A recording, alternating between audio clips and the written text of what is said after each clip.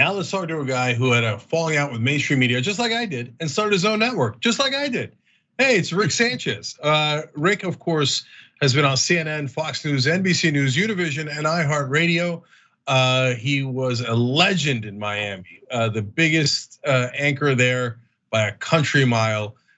He's the first Latino ever to have a show named after him on cable news. Rick's List on CNN.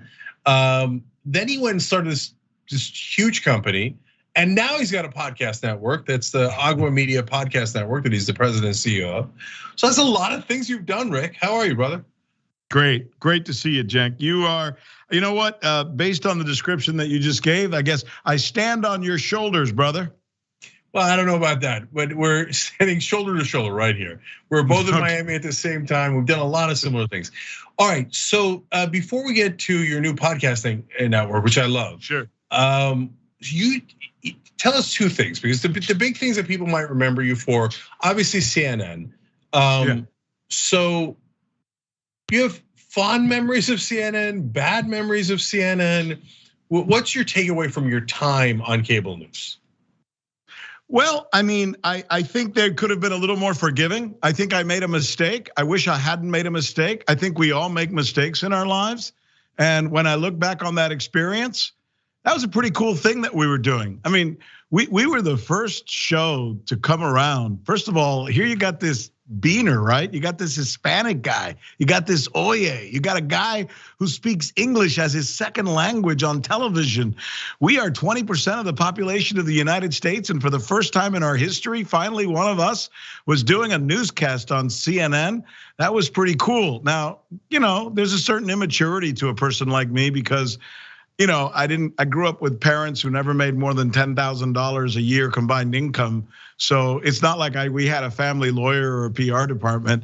In many ways, I used to, step on myself sometimes because I didn't know what I was doing. And the experience at CNN was cool because maybe because of that, maybe because I wasn't strategic. I just went out there and I did a really cool newscast with a bunch of really cool, fun people, and we broke all kinds of metrics in terms of doing things like we were the first ones who actually started using social media on TV. And it went over very well. And this dude named John Klein, who was the president of the company at the time, called me in one day and he says, "You now have established the highest non-white ratings in the history of this network. Nobody's ever done what you guys are doing now with Rick's List." So that was really, really cool. And I always felt like I was fighting for the little guy because I am a little guy. That's all I've ever been. So that's the good stuff, right? Yeah, so Rick, it is, now that I've thought about it, it's startling how similar we are. So when I was at MSNBC in their 6 o'clock hour, I was the only person that ever beat Fox News in any rating demo. I beat him in 18 to 34. And so I had the younger viewers, you had the non-white viewers, and they didn't like what I said either. So I have and by the way, English is also my second language. I have a conspiracy theory about why CNN fired him. Okay, now I don't generally like conspiracy theories. I don't believe in any of them, except, come on, JFK was not shot by Barack Obama. Keep it real, okay? So, it wasn't what they said. It was a couple of weeks before that you did a segment about money in politics. And I remember covering it on the Young Turks going, "Oh my God, I've never seen that on cable news." He's talking about the donors of the politicians. Never seen it. Oh boy, he's gonna be in trouble. And then like a couple of weeks later, you're fired. Okay, so what do you think about my conspiracy theory? No, listen, I was ignorantly, and that's an interesting choice of words, by the way. I'm gonna go with it, or maybe innocently, challenging some of the things, some of the normalcies that most people would never challenge. And I think there's like these unwritten rules that the Rachel Maddows and the Anderson Coopers and the others in this cable news business know that I didn't. So I went after whatever I thought was interesting. And yeah, I talked about our foreign policy being an absolute unmitigated disaster. I went after politicians and told people on the air exactly who they were taking money from, how much money they were taking from whom, and then how they voted in response to the money they took. I was doing the kind of segments that a lot of people didn't normally do, and I was being kind of fed these segments because I was very much into the whole, at the time, social media really meant something. It was a democratizing force. And I was, being spoon-fed great stuff from people who were really smart. And then I would turn around and use it on the air. And the powers that be, the elders of CNN, didn't like that. They didn't like my using social media. They thought I was, who the hell is this guy? And why is he making these decisions? And why is he putting people on the air? And I could sense all along that there were a lot of people at the higher ranks of CNN, the ivory towers, so to speak, that didn't like me and were looking for me to give them a reason to bounce me. And eventually, I guess I did, or they did, and that was the greatest thing that ever happened to me. Yeah, I know, because see, people don't know this. One last thing before we get to your podcasting network, because there's some great shows on there. I'm genuinely curious about them, okay? So what did you do after CNN? Because you kind of hit it big. Yeah, I did. I know, I founded a $4.4 billion healthcare company.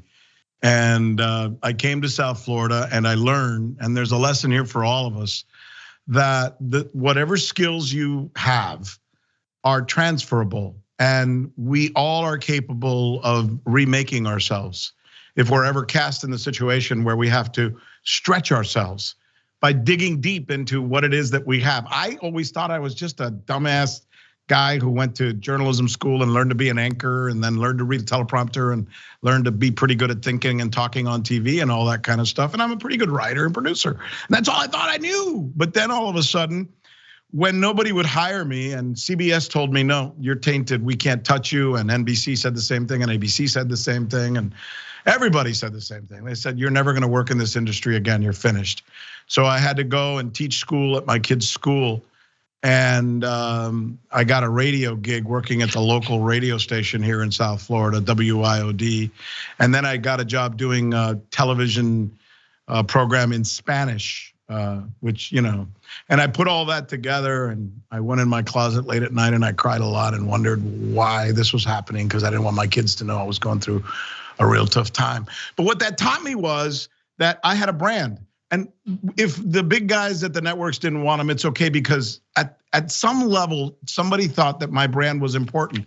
In fact, because CNN fired me, a lot of people thought I was more curious and more important. So I learned branding, I learned advertising, and I learned that my brand, Rick Sanchez, should not be just given to a radio station, that I should find a business and then I can do the marketing and the branding and the messaging and find some people who know the other part of the business. And this happened to be medicine. And together we built a healthcare company, which in 5.5 years, because of some of this triangulation branding that I came up with, which is kind of a long explanation, but if anybody ever wants to know about it, check it out. Go to Rick Sanchez News, my podcast, or find me or call Cenk. He's got my phone number. And yeah, I learned that you can build a company, and that's what we did. I built a television show. I went to a radio station. I went to a television station. I said, give me half of your avails.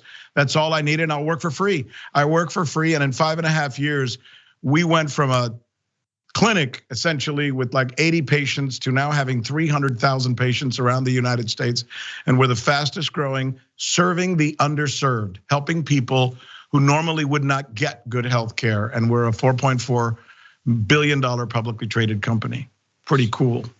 That's amazing. That's just, look.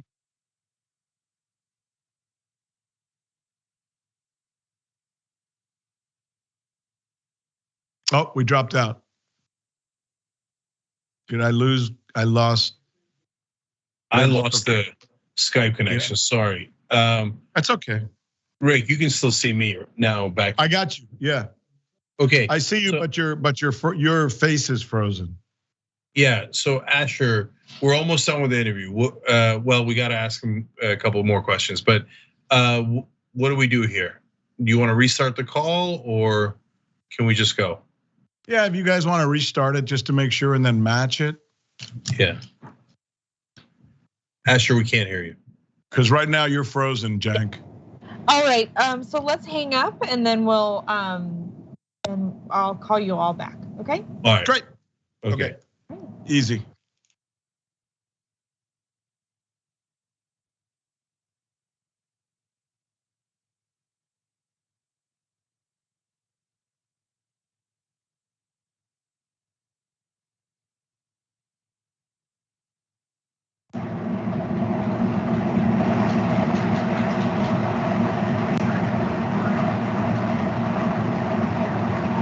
All right. All right, waiting on Jake. Okay. Yep. Sounds good. All right. Except here we go. All right, let's do it. So I think I just took you through my story about Cano Health, and then I said, pretty cool. Yeah. You were about to talk, and then you froze. Yep. So I don't know what you said after that. Okay, so Asher, you want to? What were we on, a split screen? Yeah. So we'll just start with you. You're single, and then if you want to just ask the question, and we'll go from there. Okay, I got you. So I know exactly where I was. So cool. Pick up with me now. Yes. All right, here we go. That's amazing. I'm not sure that anyone has handled being canceled better than you have. Thanks, man. That's nice. It was actually probably the best thing that ever happened to you. Jesus. So God bless on that. All right, Rick, tell me about the podcasting network. Tell me some about your show and the other shows. Well, it almost has something to do with what we were just talking about. I mean, I believe in God, and I believe that when you're blessed the way I was, I went from the depths of despair to suddenly, being a somewhat wealthy person. I could have taken a couple of different paths, and one of them would have been to just disappear and never look back, and get a yacht and do those islands in the Bahamas that you and I are very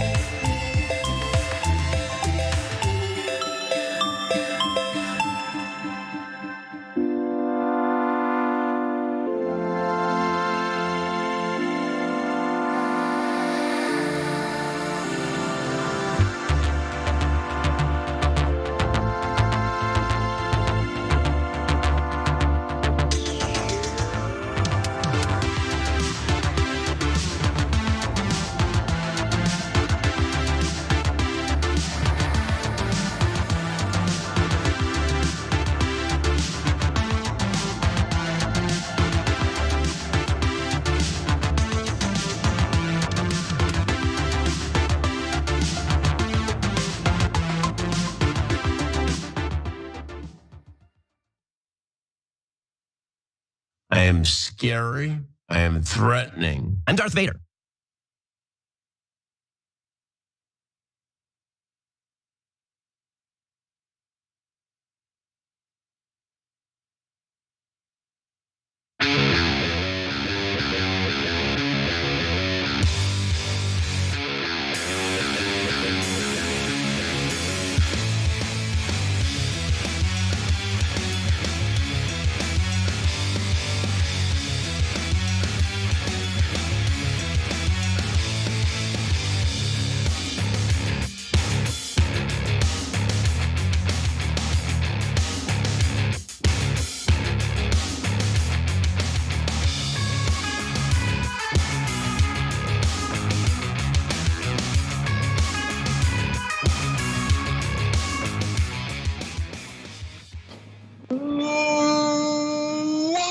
Jake Huger, Adam Kasparian with you guys. Emma Stanton too. Emma, how you do? How'd you join so quick? Emma, you crazy? She hit the join button below on YouTube and then did this as my daughter does. Sassy.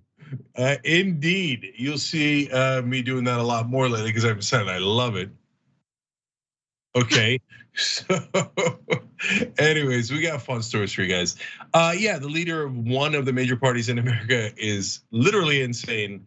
And by the way, people won't acknowledge it. So that's among the fun stories we have for you guys. In fact, that's first. So you know what? Let's just get to it. Let's just do it. All right, let's do it.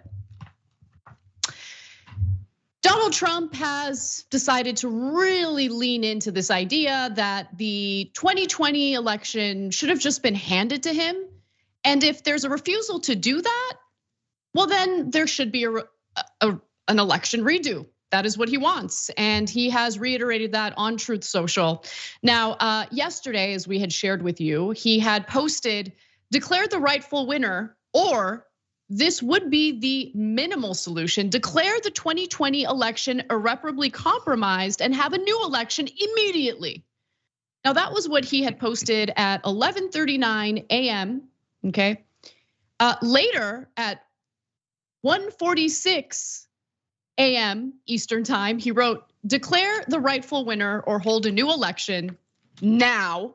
Our country, which is failing badly, knows the score and will never accept criminal election interference." Now, what was he talking about? What was he referring to? What election interference is he talking about? Well, he was specifically referring to the allegations that the FBI meddled in the 2020 presidential election and essentially scrubbed the internet of any negative reporting of Hunter Biden, Joe Biden's son. Now, they like to refer to the Mark Zuckerberg interview on Joe Rogan's podcast, but if you guys can recall what he actually said in the podcast, he made it clear that prior to the 2020 election, FBI officials reached out to Facebook to let them know, hey, there might be a dump of Russian propaganda, so be careful. In fact, instead of putting words in his mouth, why don't we listen to what he has to say, but pay particular attention to the very end of what Zuckerberg says here. Watch. The FBI, I think, basically came to us, some folks on our team, and was like, hey, just so you know, like you should be on high alert. There was we thought that there was a lot of Russian propaganda in the 2016 election.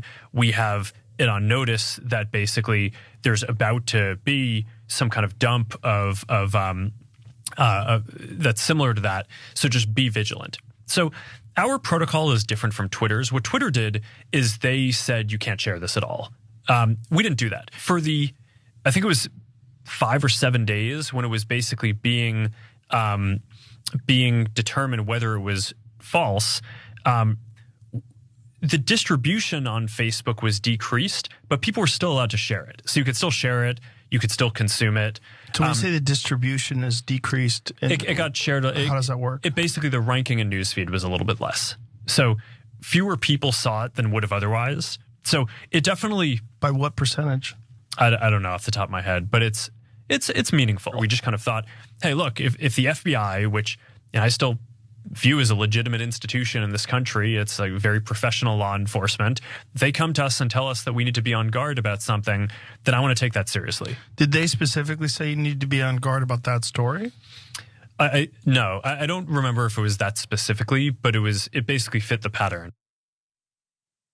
So this idea that the FBI meddled in the 2020 election and scrubbed social media, specifically of a New York Post article that was negative toward Hunter Biden, is ridiculous because there's no evidence of that.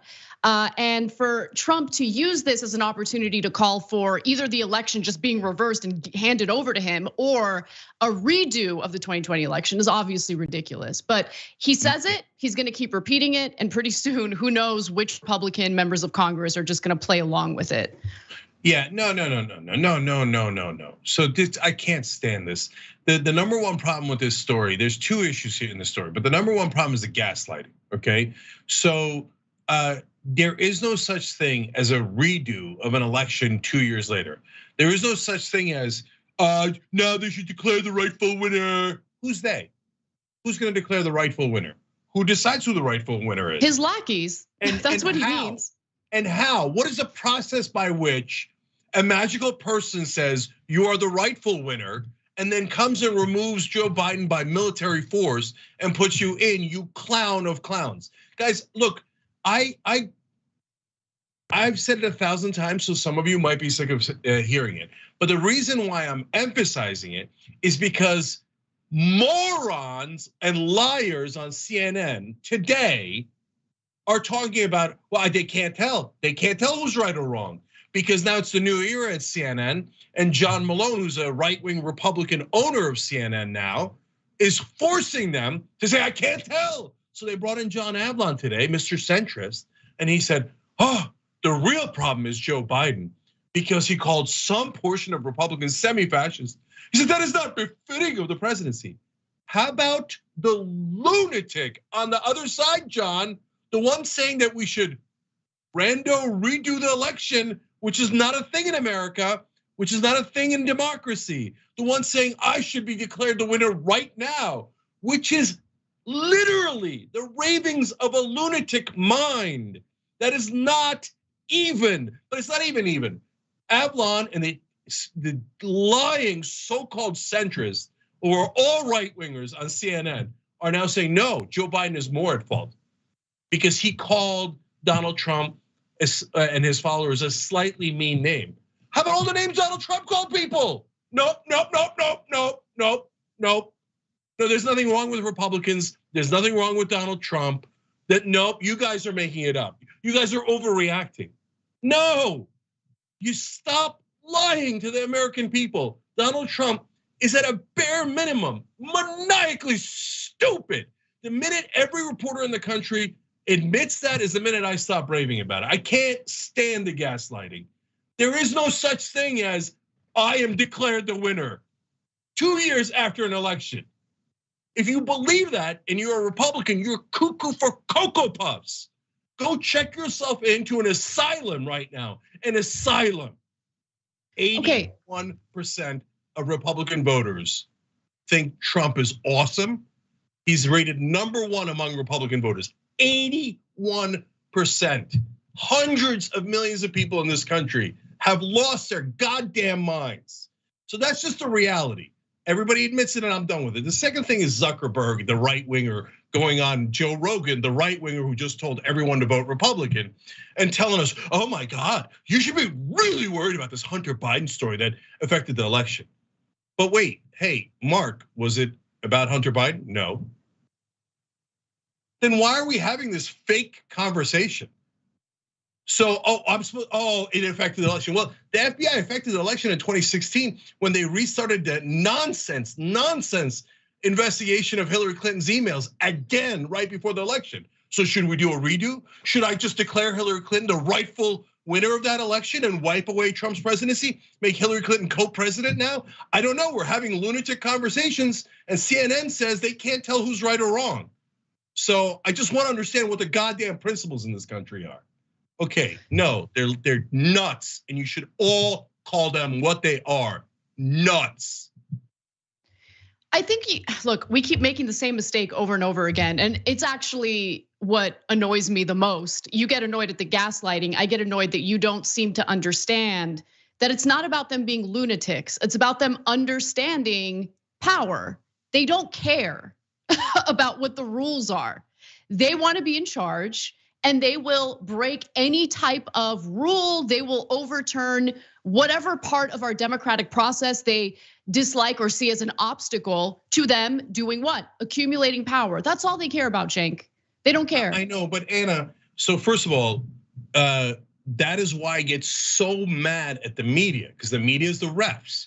So I get it, the Knicks and the Bulls are playing. Michael Jordan's better than the Knicks. And normally in basketball, you call fouls. But instead, the Knicks come out with a bat and swing it at Jordan and Pippen's head, and they murder them. And then the refs go, no, I don't see it. It's even, keep playing. Oh, the Knicks won, because earlier they had murdered Scottie Pippen and Michael Jordan. But I can't tell the difference. I can't tell the difference. I'm not calling any fouls. There are no fouls in basketball. Well, then all the great players are gonna get killed, and we're not gonna have a fair game, and we're gonna have absolute madness in the country. And it is the fault, 100% the fault of the lying media who calls everything even when it isn't anywhere near even.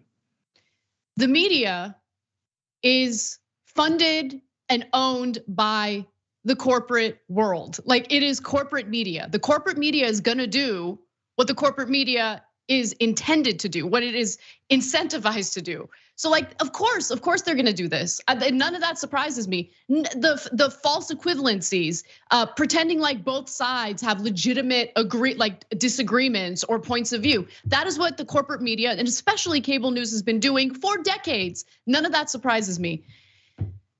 The question is, like, how do we get to a point where the country understands that just rooting for your tribe at any and all costs ends up hurting them in the end? This is the result. What we're seeing are the symptoms of a broken system where the electorate doesn't trust its institutions because its institutions have failed them over and over again. And also today we're learning that there was a top level FBI agent who did very much get involved in trying to prevent the reporting of Hunter Biden's laptop, right? So he labeled it as misinformation, even when it pertained to reporting that was not misinformation. And then today it's reported that he suddenly retired early. it's just there are some strange things going on, right? And I don't like the idea of any government agency, including an intelligence agency like the FBI, telling social media platforms or anyone else what they can and can't report on. So look, hey, no, I don't agree. So look, I get what you're saying, Anna. You're right on every fact you just said, okay? But did we do a massive investigation of the FBI when they did that smear job on Hillary Clinton right before the election? Did we find out the voting inclination of every FBI agent involved in that smear? Did we find out that they were Republicans and then have them retire immediately? Did we have MSNBC talking about how they need to be criminally prosecuted? Are we asking the politics of every FBI agent? Because my guess is the overwhelming majority are Republicans. No, it's never been done. Never been done. But the minute something might slightly affect Donald Trump, that's it. I want to know what they were. Were they Democrats? We're going to get them. We're going to arrest them. We're going to do all these things. Oh, all of a sudden, we got issues with the FBI. The FBI has literally killed African-American activists. The FBI has haunted the powerless in this country for all these years. But now all of a sudden, because one of the elites is touched, and because the feelings of the right wingers are hurt, now all of a sudden, oh my God, we got to look into the FBI, okay? No, it's an uneven playing field. And Anna, you know how screwed up the media is. But if you go to Washington right now, you won't get one goddamn liar in that city to tell you, of course the mainstream media is right wing on economic issues. Of course they're completely corporate controlled. Of course it's absurd to say that the lunatic Donald Trump would be on an even playing field with any other rational human being, let alone politicians on the other side. And of course it's insane for 81% of Republican voters to actually root for that guy and to try to put him back in charge to ruin our democracy, to destroy our democracy. But you can't get anybody in that town to tell you things that are true. So they're just gonna lie until this country disintegrates. All right, let's move on to our next story. State of Florida has charged and is in the process of arresting 20 individuals across the state for voter fraud. These folks voted illegally in this case, and there's going to be other grounds for other prosecutions in the future. They are disqualified from voting because they've been convicted of either murder or sexual assault, and they do not have the right to vote. Florida Governor Ron DeSantis' little publicity stunt regarding election fraud or voter fraud is currently imploding right before our very eyes in an effort to both pander to Trump and right-wing voters who are completely convinced that our electoral system is rife with voter fraud. DeSantis decided to form what's referred to as Florida's Election Investigation Office. And recently he announced that 20 individuals had committed voter fraud and that they're being prosecuted as a result. But those prosecutions are likely to be dropped because it turns out it was the failure of the state government in regard to what happened here. So let me give you the details. Now, the 20 individuals who were arrested were previously imprisoned for some pretty serious crimes, including murder and sexual misconduct. And even though voters in Florida overwhelmingly passed an initiative, a ballot initiative that allowed for convicted felons to exercise their voting rights, there are exceptions to people who serve time for murder or for rape.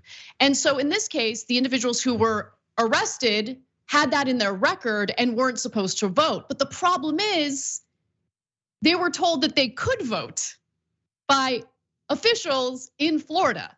So let me give you the details. Several of those arrested have told media outlets or authorities that they had no idea they were not eligible to vote.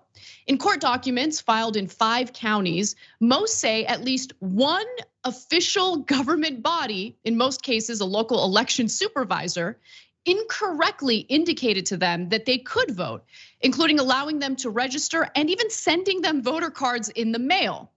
And I want to give you a few of the specific examples that were reported about because you'll notice a theme here, okay? So let's start with Peter Washington, who's a 59-year-old black man from Orlando.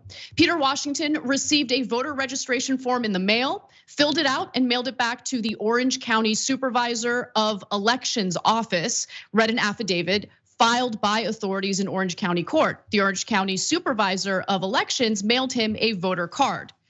Now there's another person, Michelle Stribling, a 52-year-old Black woman from Eatonville, convicted in 1993 of second-degree murder, told investigators during an August 5th interview at her house that she, quote, could not read or write very well and did not understand questions related to her status as an ex-felon on registration paperwork. But Orange County election officials mailed her a voter card after she registered, which led her to believe that she was able to vote.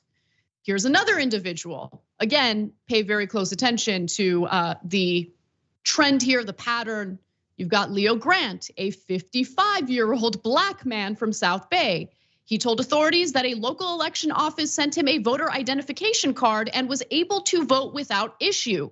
Grant told the Miami Herald, quote, I don't really understand. How did I commit fraud? I don't understand any of this stuff.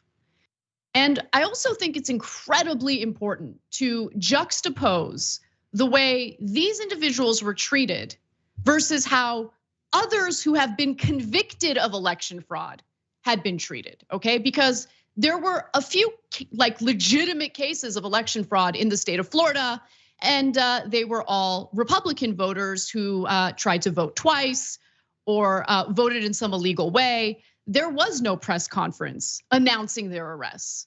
Ron DeSantis didn't make a spectacle out of them.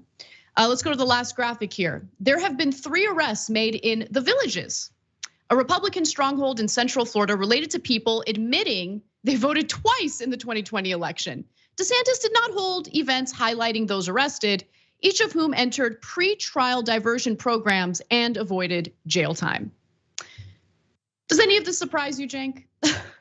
No, it doesn't, but it should be a much, much bigger deal. So first of all, I'm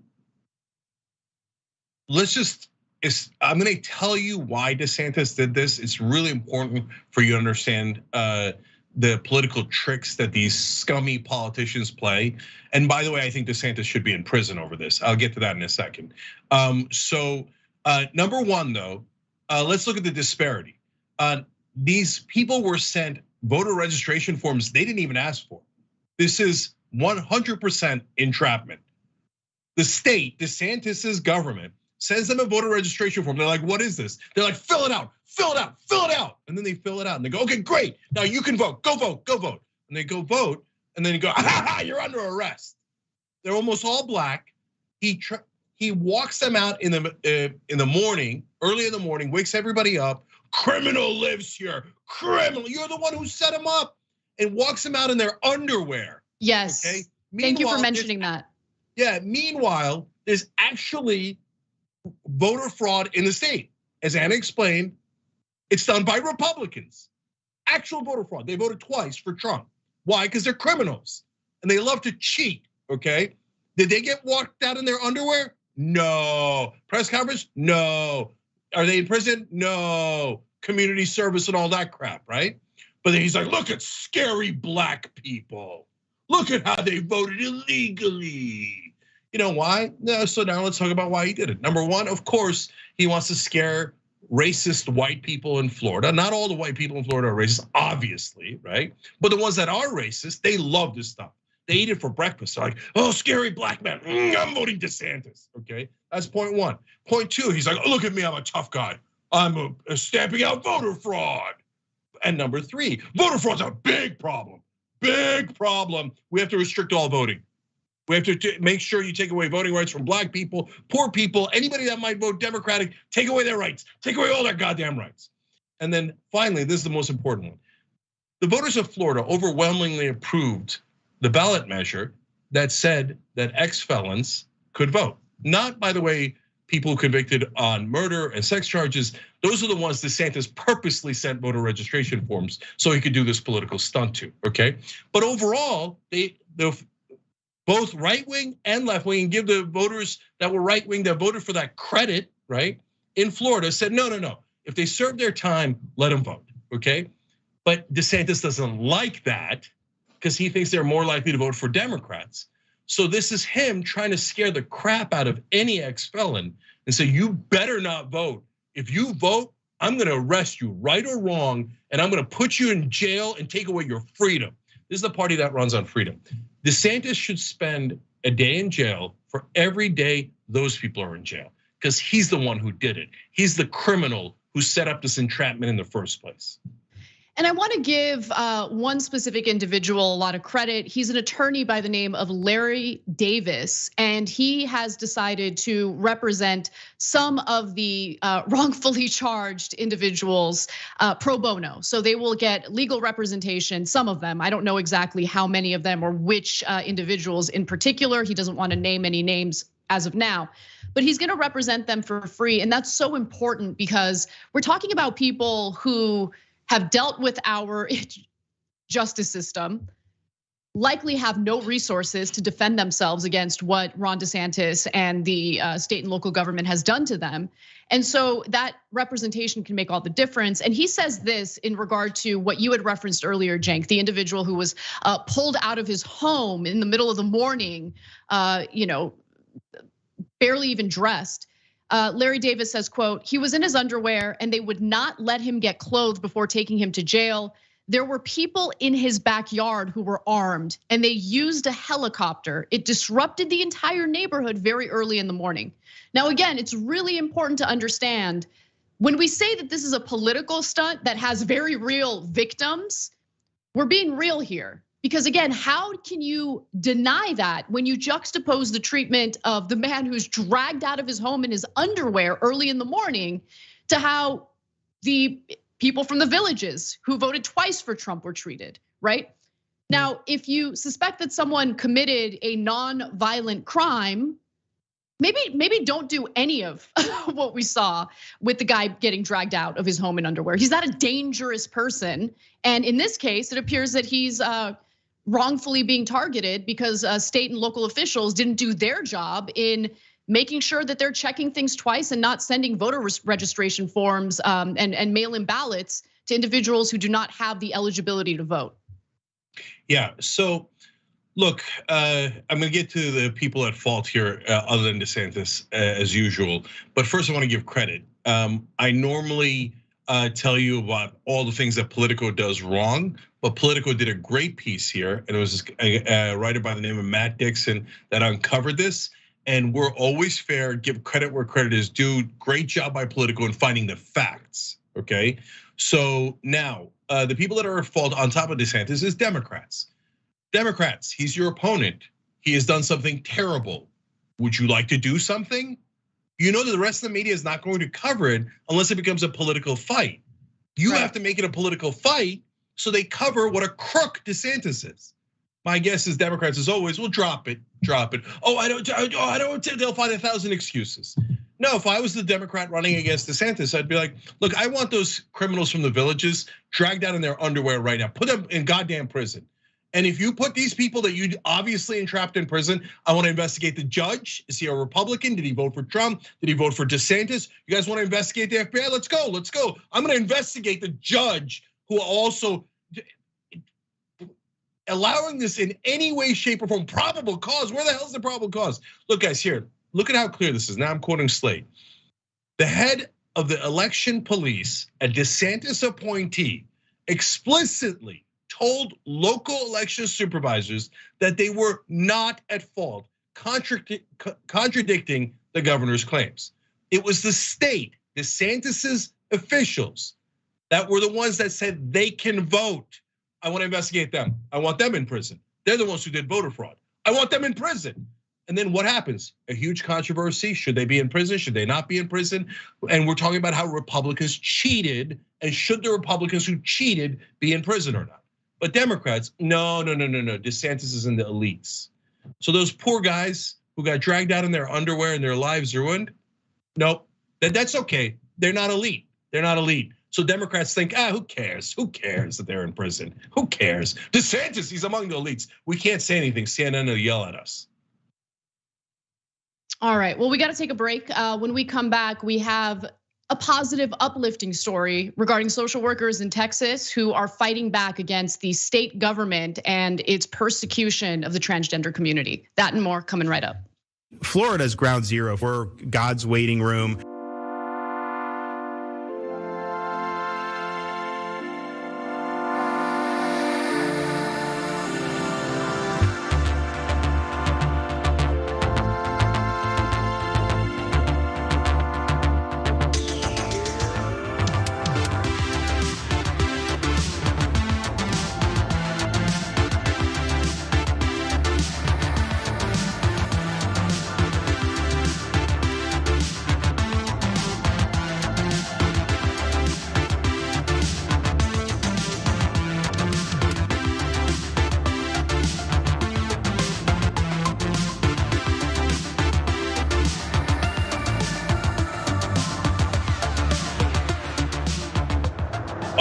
Let's go to member comments. Travel Nurse Dragon says, can I get a birthday shout out and an age redo? See, that's funny. That's funny. Anyway, happy birthday, Travel Nurse Dragon. We appreciate you. Waratow Dragon says, Trump wants a new election so he can lose by more. Naughtiest Maximus says, Trump is right. We need to hold a re-election for the 2000 election that saw the Florida Supreme Court literally steal the presidency from Gore and give it to George W. That is what we're talking about, right? So number one, technically it was not the Florida Supreme Court. They didn't do anything wrong. It was the United States Supreme Court that overruled the Florida Supreme Court. It was Antonin Scalia, the criminal who stole that election. But no, CNN celebrates Antonin Scalia, celebrates every conservative justice. They celebrate George W. Bush, who 100% stole that election. Roger Ailes and Bush's cousin at Fox News that helped him steal that election. No, they're all wonderful. 50-50, I can't tell anything. Can I do a redo of the 2000 election? What are you, nuts? Get this progressive off of TV, off of everywhere. Do not ever allow him on. Trump, the guy who was president, says, let's do a redo election. Like 50-50, I can't tell. Totally legitimate that 81% of Republicans support him. Totally legitimate. Okay, you see the warpath I'm on. All right, my ass is dragon says, the fact that the mafia, among others, never took over the government shows that even the mob is smarter and more patriotic than Trump. Corporations fall in behind fascists before criminals do. So look, corporations are just trying to figure out, are these the kind of fascists that'll do as they're told? Or is it a fascist that won't do as he's told? Because then that could create trouble and instability. But if that's the thing, Trump's so stupid. All he has to do is go to those corporations and their executives and go, yeah, you guys will largely be in charge. Okay, but let me just steal whatever I want. They'll do that deal in a second and we would lose the country to fascism. But Trump's, thank God, on that count is so dumb that he's like, no, I want to steal all of it for myself. And then the corporate donors are like, no. We have to steal it together, otherwise no deal. Okay, Gabby Marita says, so wait, Trump is saying he wants to repeat a contest that he lost. That's like a little league baseball team not being satisfied with their participation trophies, but wanting to replay the big game and with the stated intention of cheating. No, but that's why I tell you, he's always a child. That's why I thought he'd just take his ball and go home at some point, but the Democrats never pressed him hard enough. So in this one, yeah, what does a child do? You guys were all kids, right? The spoiled brat in the neighborhood, when he loses, says, yeah, it doesn't get, oh, I did it again. That's who Trump is.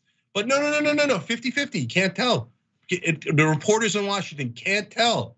That's an obvious moronic infant, right? No, I can't tell. Like they're 50-50. Maybe 81% of Republicans are right. I don't know. Next TYT reporter says, intent's a huge part of getting a conviction. If there was no intent, it's going to be incredibly difficult to get a conviction. No, I know, there's no chance they're gonna get a conviction, but the damage is done. The propaganda is done, they already spent time in prison. It's disgusting. The point wasn't to get a conviction, the point was propaganda. We'll be back.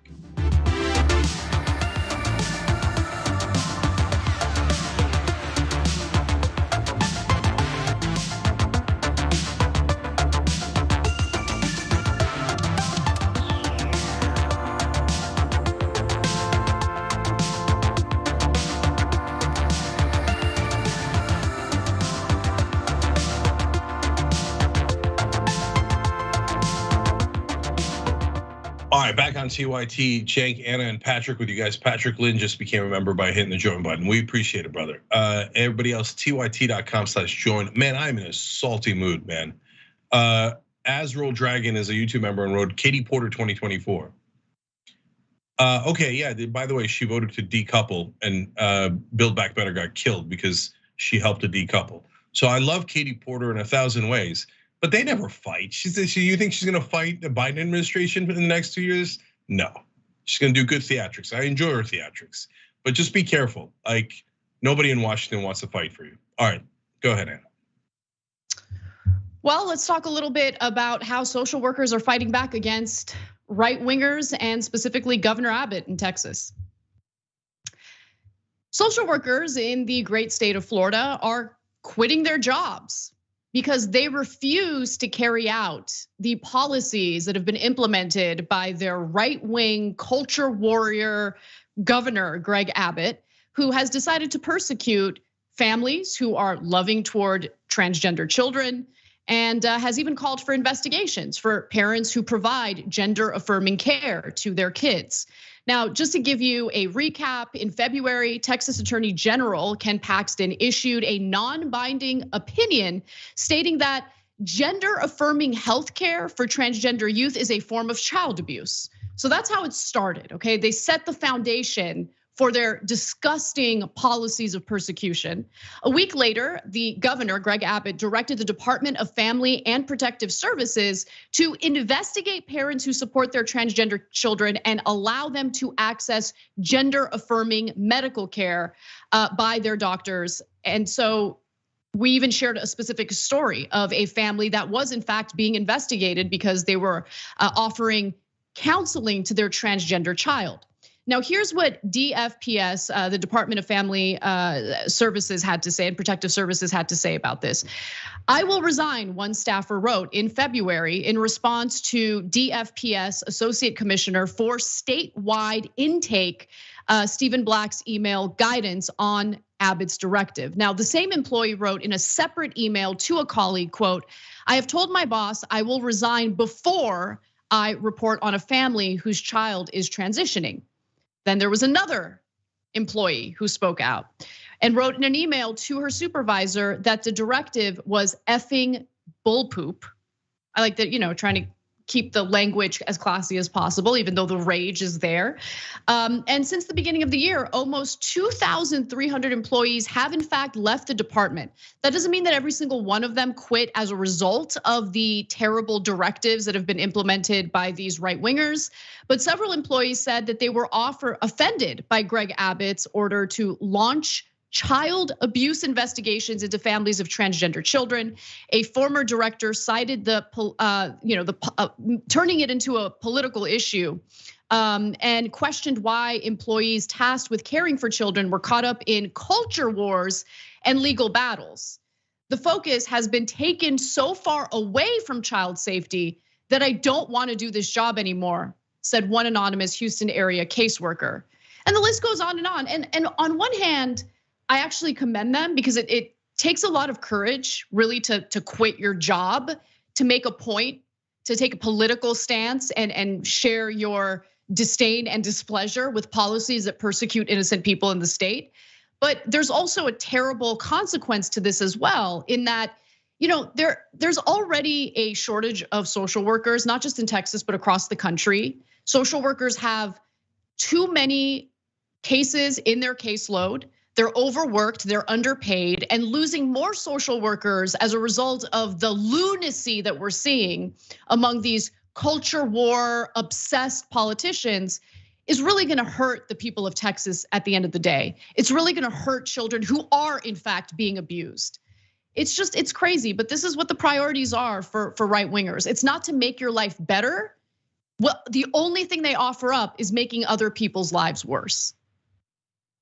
Yeah, so the story is both very simple and a little bit complicated at the same time. So the simple part first. So the Republicans want to use big government to intrude on the decisions that your family makes. Remember what they said in Virginia? Oh my God, they're teaching critical race theory and they won't listen to parents. So war on parents, the Democrats are doing. Well, what is this? This is literally a war on parents.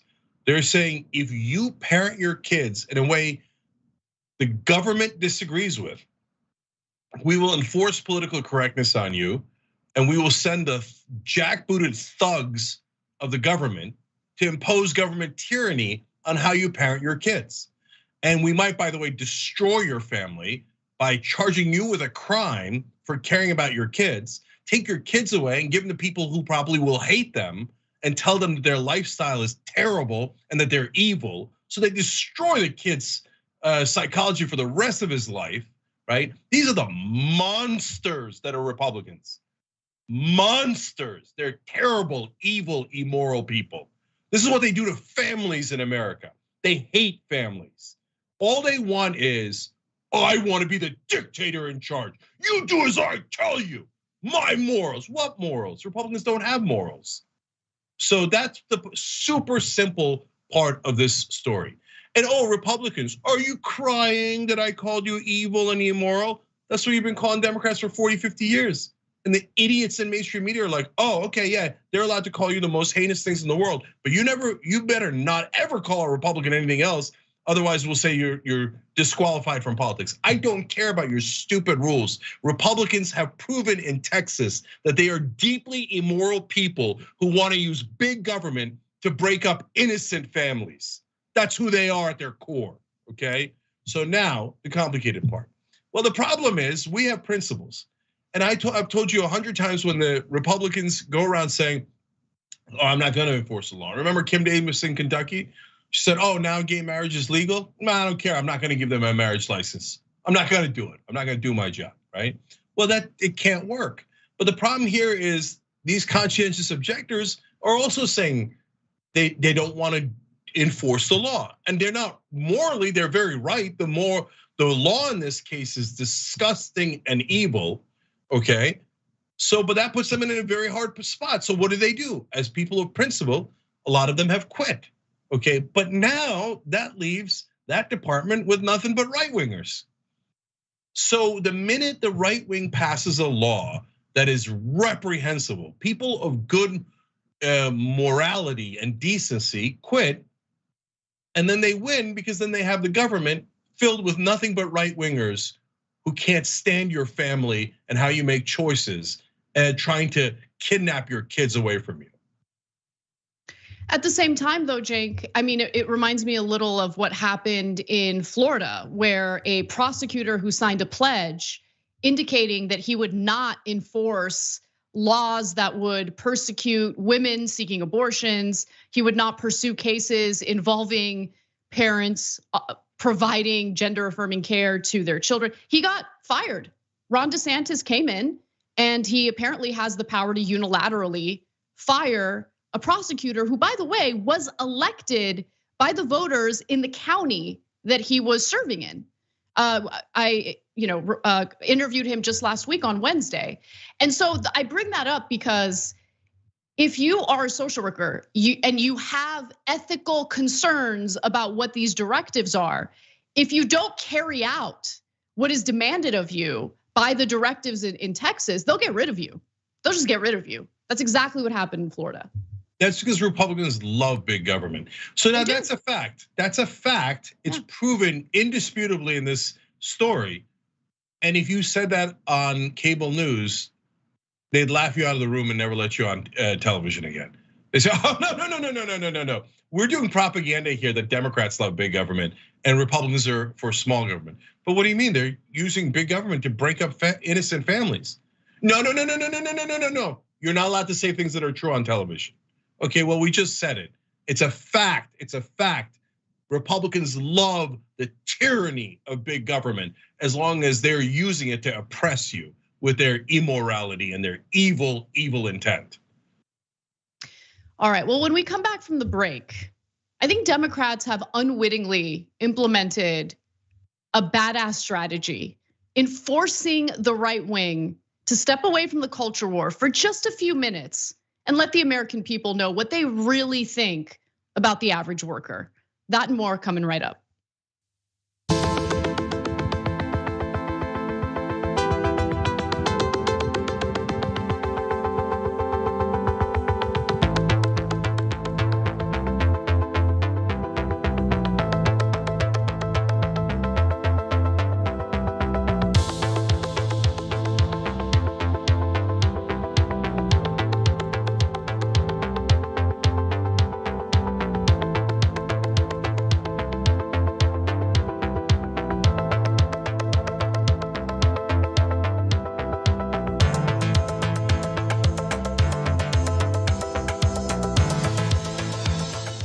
All right, so first off, we got a new offer on Shop TYT because of back to school, okay? So back to school sale on everything, including the Anna commandment.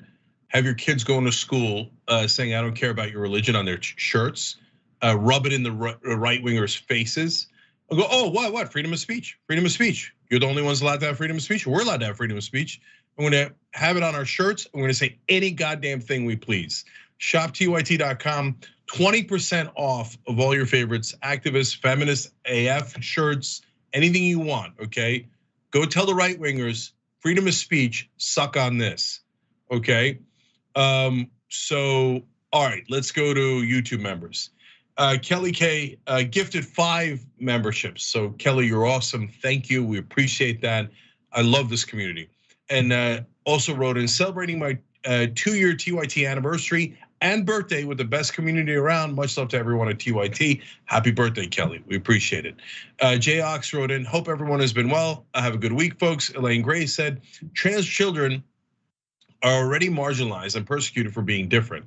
Leave them the hell alone. It's not anyone's business. 45% of LGBTQ kids have considered suicide in the last year because of the monsters that are Republicans, the immoral, sick people in this country that try to bully those kids and say that the kids are evil, when in reality it's those sick adults that are evil. Okay, Antifa says Trump is having a narcissist meltdown. That's obviously true. Michael Malbone says, yesterday Anna teased the barista story for the bonus episode that never came. Maybe tonight I'm on the edge of my seat. Yeah, when we were talking about the baristas, you said you'd talk about how when you were a barista. Oh yeah, I forgot. We ran out of time. You know what? Okay, thank you for the reminder. We'll talk about it on the bonus episode today. Michael, good memory, good thinking, okay? We should always give you what we promised for the members, okay? Thank you, Michael. Naomi writes, the Republicans focus on themselves when it's about making money. They focus on others to take away rights. That's totally true. When they mean freedom, they mean cut my taxes, I'm rich, and I just bought off all the politicians. Pitchforks Dragon says, just got my bank account unfrozen. That was more frustrating than TYT not having a primetime show for the West Coast. Don't make me start new shows, man. Unboss is starting, but that's at 4 p.m. Eastern, 1 p.m. Eastern. That's right after Indisputable. Unboss is with Nina Turner. Go sign up right now, tyt.com/unbosstyt. Okay, make sure you're ready when that show hits. Okay, youtube.com/unbosstyt as well. And then I'm going to super chat. There it is. Okay, Eddie Kalwa writes in, if Trump is president, he can take any doc he wants. That's what he's saying the right wingers are saying in the chat. That's what all the right wingers say. Doesn't matter if he's president or not. Like, of course, you can take any document, you could burn it, he could give it to the Russians and get $1 billion. Of course, he's allowed to do that. We're right wingers. We hate democracy. We love being dictatorial. We love tyranny. We love corruption. Just say it. All right, we got to come back.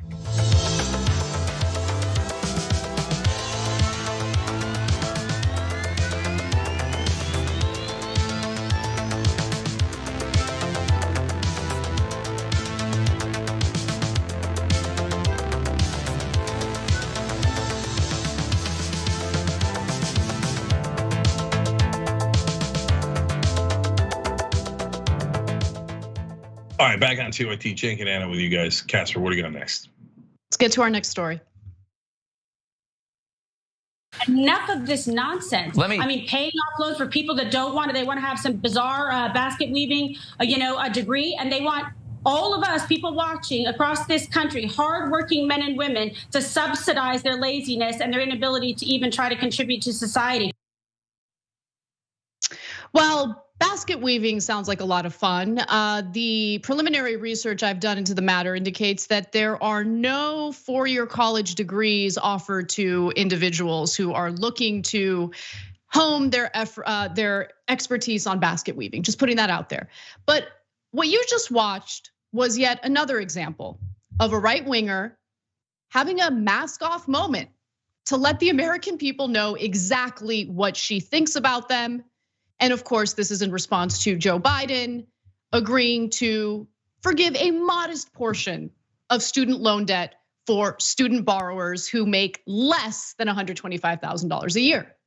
Now, she's not the only one who uses these talking points where they minimize the importance of getting a college degree. There's endless data showing that individuals who have who have gone to college, who have some college degree, tend to earn more. I mean, she herself went to college and she went at a time when it was much more affordable. But anytime there is any effort to help ordinary people economically, that's when right wingers and corporate Democrats, by the way, lose their minds. And what I love about this, and I think this was an unintended silver lining for Democrats. I don't think they intended this to happen. But through agreeing to, forgive some student loan debt, what the Democrats did is they forced Republicans to get out of their little culture war bubble and tell the truth about what they think about ordinary people, about working people, about people who want to get a higher education and better their lives. On one hand, they say, pick yourself up by the bootstraps. On the other hand, they'll slap you down the second your hand reaches the bootstrap, okay? That's who Republicans are.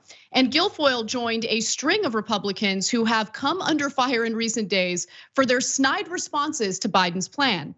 The group includes Ted Cruz, who called graduates who will receive their loans slacker baristas. Lauren Boebert, who claimed the program funds Karen's daughter's degrees in dance theory. And Marco Rubio, who said how easy it was for him to pay off his own loans just by writing a book, everybody. Just write a book. Anyone can do that, right? Now, I also want to give you another example because Sean Hannity on his radio show was salty about the fact that this might actually help out some of his own employees. Let's listen. The people that likely will benefit the most are middle class. Think about it. You get out of college, you're not making a lot of money. We have a lot of young people that work on my TV show. They're not making 125 grand. They're now eligible to get, in some cases, up to 20,000, in other cases, 10,000. And this is new Green Deal radical socialism. Well, thanks for making the Green Deal and socialism sound pretty freaking awesome. But think about that, Cenk. He's mad that the people who work for him might get a little bit of financial relief. He thinks that's crazy. Yeah. So there's two elements to this story. The Hannity part, though, is is a third one all by itself. I mean, I hear sometimes that Sean Hannity is a good guy because people have seen him tip a lot, right? Meanwhile, look at what he said about his own employees on air. What? You know how much Sean Hannity makes? He makes $40 million a year. And he's begrudging his producers for having $10,000 in student debt relief. $10,000, he makes $40 million. And what does he do? He does it, he gets that money just to kiss Donald Trump's ass. He talks for an hour on TV, and not like us, he doesn't research, he doesn't do facts. He just does propaganda, he just does talking points. It's the easiest job in the world. And he's begrudging his producers who actually prepare the show. What a sick guy. There's not a single Republican who's a generous. They're all greedy. They all dislike other people. They just want me. Which gets to the point I want to make. I think Anna's point is better, and I'm going to come back to that. Okay, but let's note their hypocrisy in this story. So Kimberly Guilfoyle, the scam that Trump is doing, where he's funneling money to himself and his kids that were contributions given to him by the grassroots. What Trump refers to as the suckers and losers. You donated money to me. Of course I'm gonna steal it. What do you think? I was gonna use it for the cause. So one of the ways that his family stole the money is Kimberly Guilfoyle gave a speech on January 6th that didn't even last 3 minutes. You know how much they paid her for that? Well, 3 minutes. I mean, 10,000 would be outrageous. 60,000. They paid her $60,000 for 3 minutes of speech, less than 3 minutes. So, and she says, oh, you're getting $10,000 or $20,000 relief when you actually went to school, worked your ass off, got a job, you're working your ass off to pay back those loans now. And she gets money for nothing, just robs her own supporters. But she thinks you're getting too much. Anna. Yeah, I got to jump in because the point about her 3-minute speech on January 6th is obviously a devastating point. $60,000 for that is insane. But what's equally insane is how she and Don Jr. She's with Don Jr., right? Yeah. Yep. Sorry. Yeah. She and Don Jr. were raking in $50,000 each during their little college speaking tour, which was funded, I looked into this, which was funded by the tuition and fees the students at these universities were paying. So it's amazing. Yeah, go ahead. So your student loans went to paying Kimberly Guilfoyle. Yep. Because a bunch of Republican donors that are probably alumni to that school forced them to give these gifts to these con men, these criminals. And then she has the nerve to say, oh, that was forgiven. I wanted the kids to pay me the thing I didn't deserve at all, okay? Now, the top criminal, Donald Trump. He's declared bankruptcy 6 different times. We're talking about $10,000 in student debt forgiveness. Let me tell you about just one of the 6 times. He said, yeah, I'm not gonna pay you. I owe all this money, I'm not gonna pay. Okay, he's a deadbeat, total, utter deadbeat. Just one of those times. Trump Hotels and Casinos Resorts filed for bankruptcy again in 2004 after accruing about $1.8 billion in debt. So he's like 10,000 amateurs, $1.8 billion, one of his 6 bankruptcies. In total, billions upon billions where he was like, yeah, I took it, I used it, and I'm not gonna pay you back. Why? I'm not going to, because I'm a freaking criminal. And they think that the kids are doing basket weaving and that they got too much of a handout. Because after working their ass off for 4 years in college and working so hard to pay it back now, while they go to their daddy criminal and don't notice the billions that he did not pay back. It's absurd. The minute that any Republican said it, everyone in mainstream media should have been talking about it, and every Democrat should have been talking about the billions and billions and billions that Trump never paid back. But the Democratic Party is completely and utterly incompetent, and the media sucks. Okay, last thing. Hold on. I gotta respond to the last thing you said because it's half true.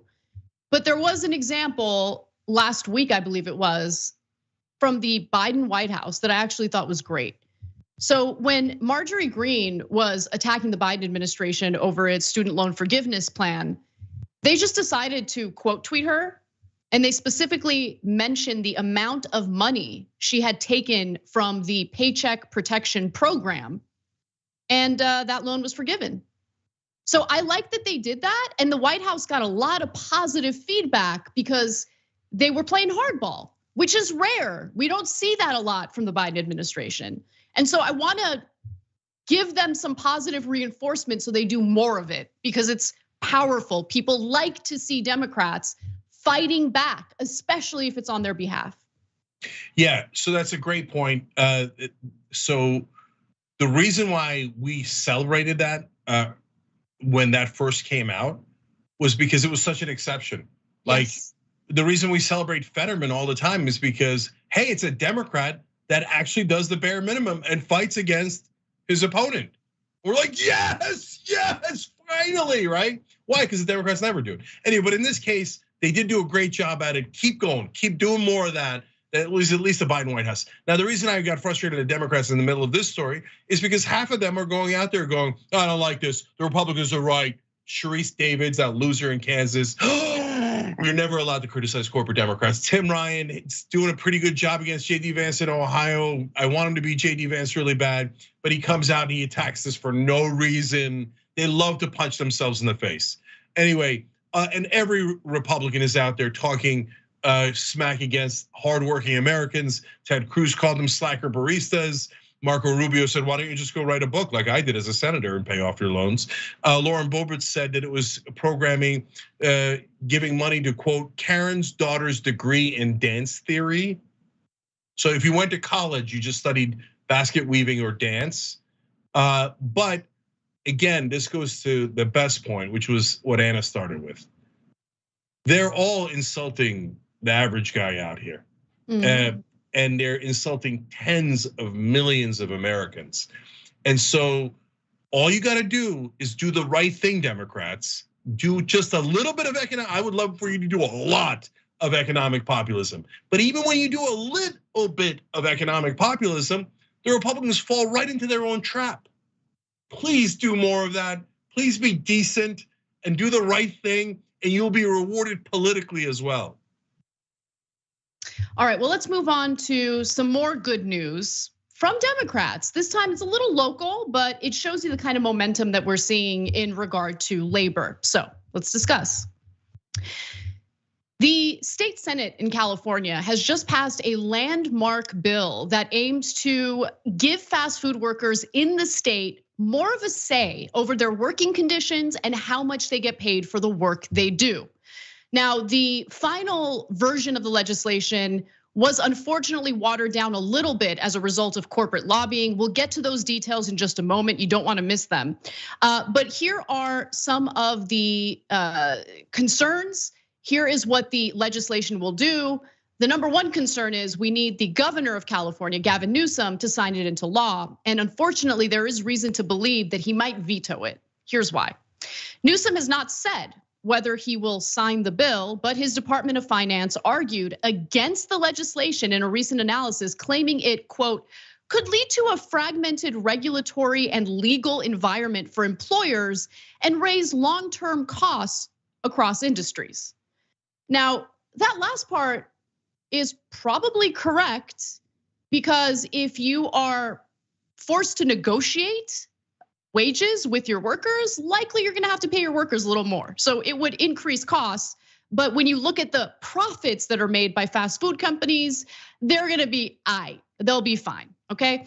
Now, what will this do? According to Mary Kay Henry, who is the international president of the SEIU, she says it will give 550,000 fast food workers a chance to sit down with government and their employers to decide wages and working conditions.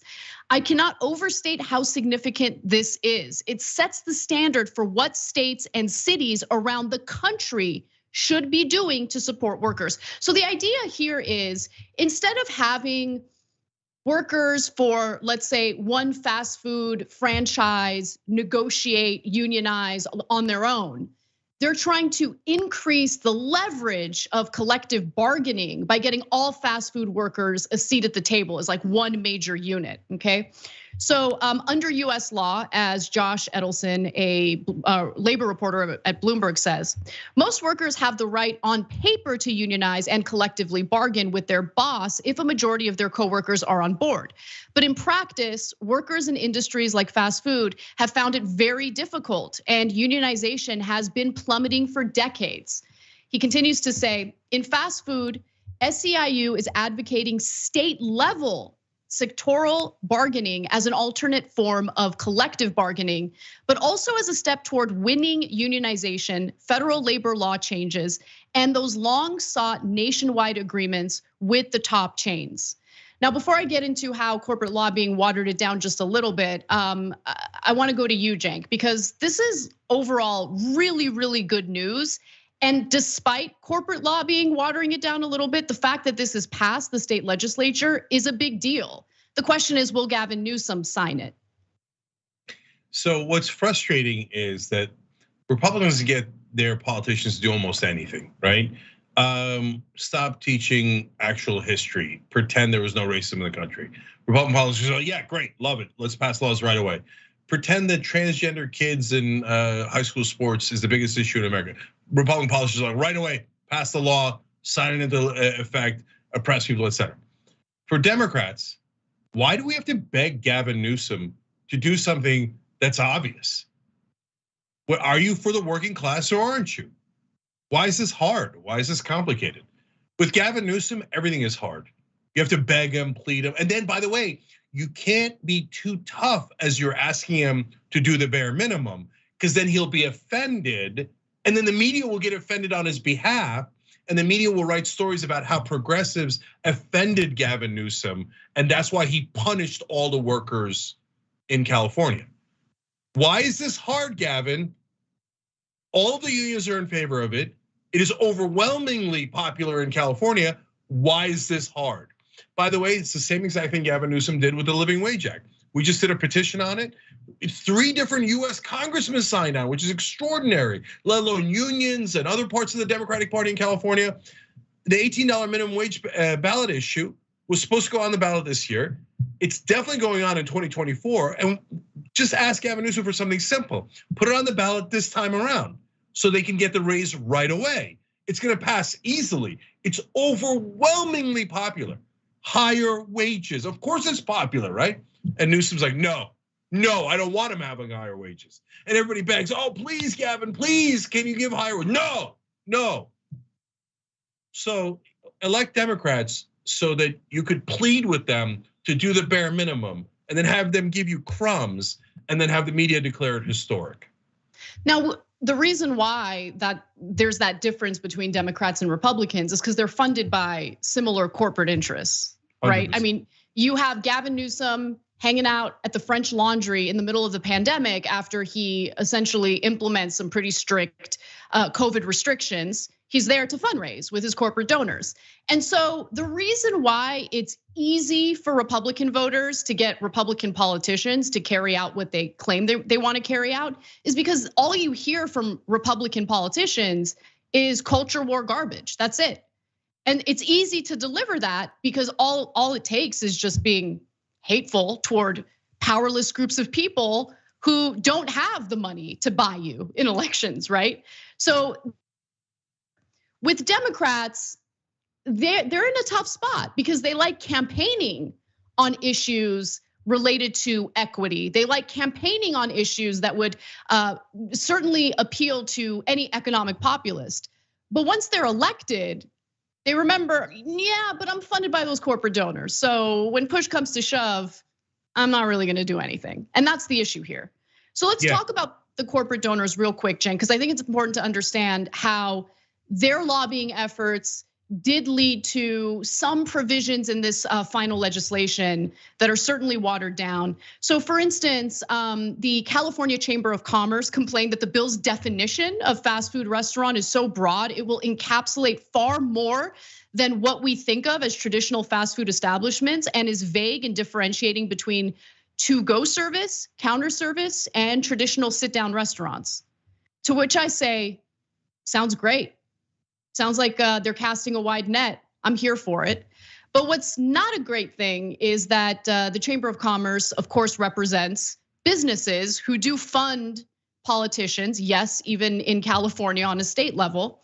And so the watering down of the bill looks like this. They removed a joint liability clause that would have made the franchisors responsible for labor law violations. Okay, so there's the franchisee. So think of McDonald's, for instance. That's the franchisee, and then there's the franchisor.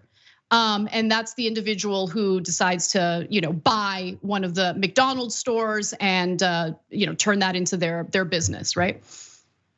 According to the way the bill was written, the franchisor will not be held liable the way a franchisee would. Okay. Also, reductions in the size of the governing council. It would implement this governing council to kind of oversee this whole program and the negotiations. They were initially supposed to have 13 people as part of this governing council, but it's been watered down to 10, with 4 of the individuals representing the franchisor and 4 of the individuals representing the fast food workers. And then the bill sunsets in 6 years so the lawmakers can revisit it to see if it's working. So those are the watered down components of it. Cenk.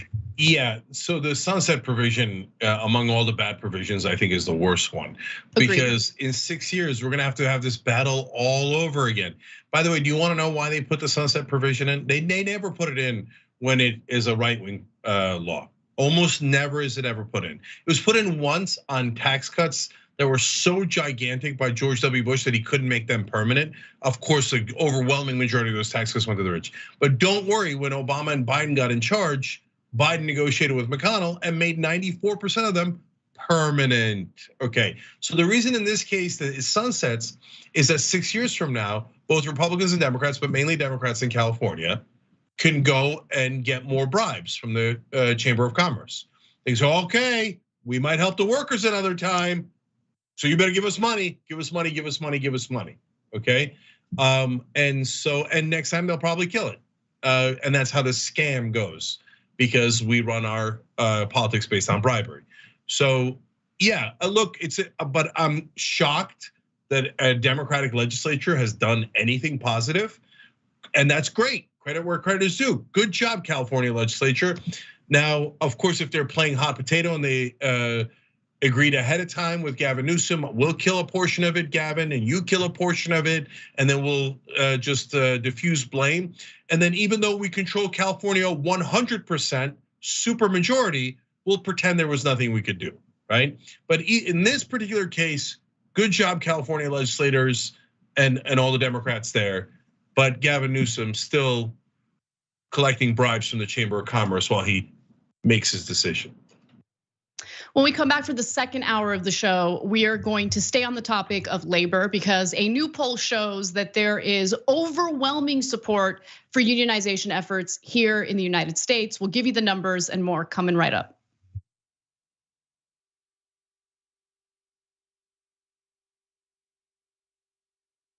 You know what the progressive movement needs? It needs a little energy, a little pizzazz, maybe a little caffeine. Oh, coffee.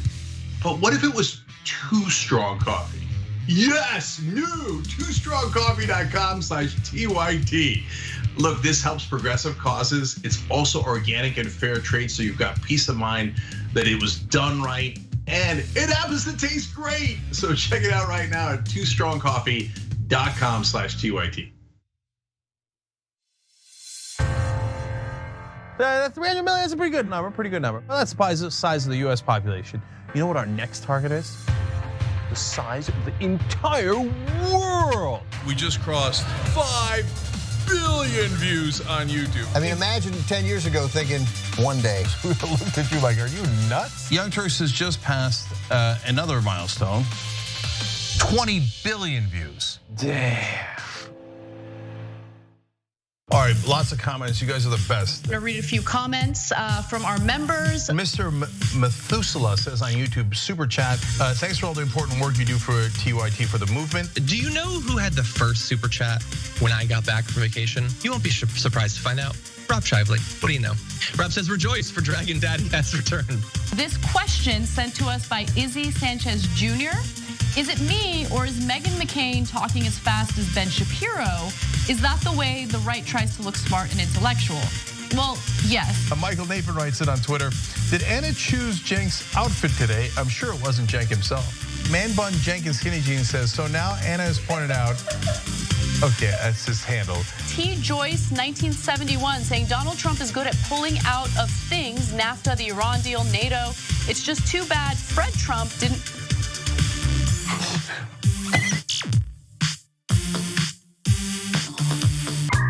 All right, let me do a little quick plug here. It's not even a plug, I'm bragging, okay? I'm bragging, watch me. We have a channel on YouTube, a whole channel devoted just to the Young Turks. It's badass, right? Wow, man. I can see the voice. You guys are rock stars. Unbelievable, Senator Sanders. Welcome to Rebel Headquarters. Man, you guys are amazing. We gave you what you wanted. Okay. Speaking of shirts. I have a surprise. You reached a lot of people. You are the Young Turks. And we have spread that progressive message wide and far. Let's keep it going.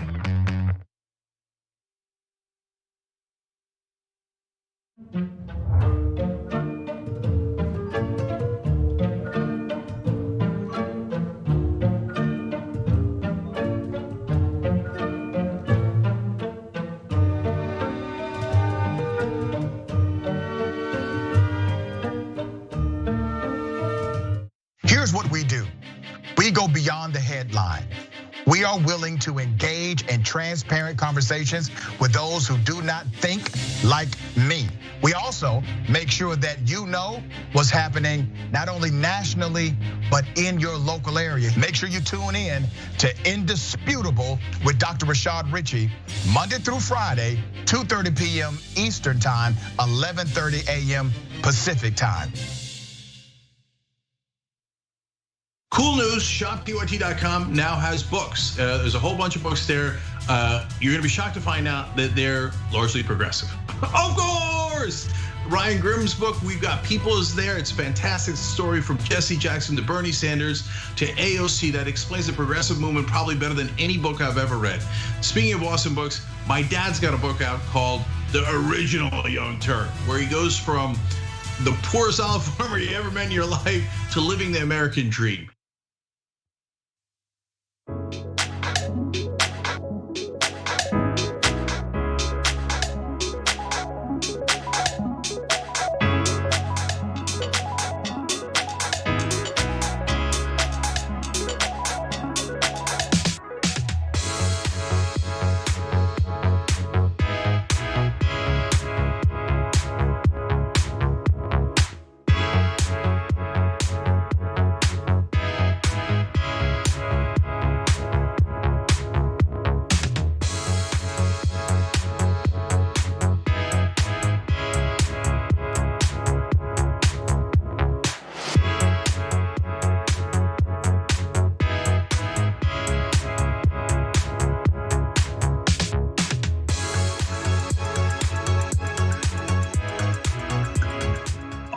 back on TYT, Cenk and Anna with you guys. We got a lot more news, and luckily we're in the news business. Let's do it.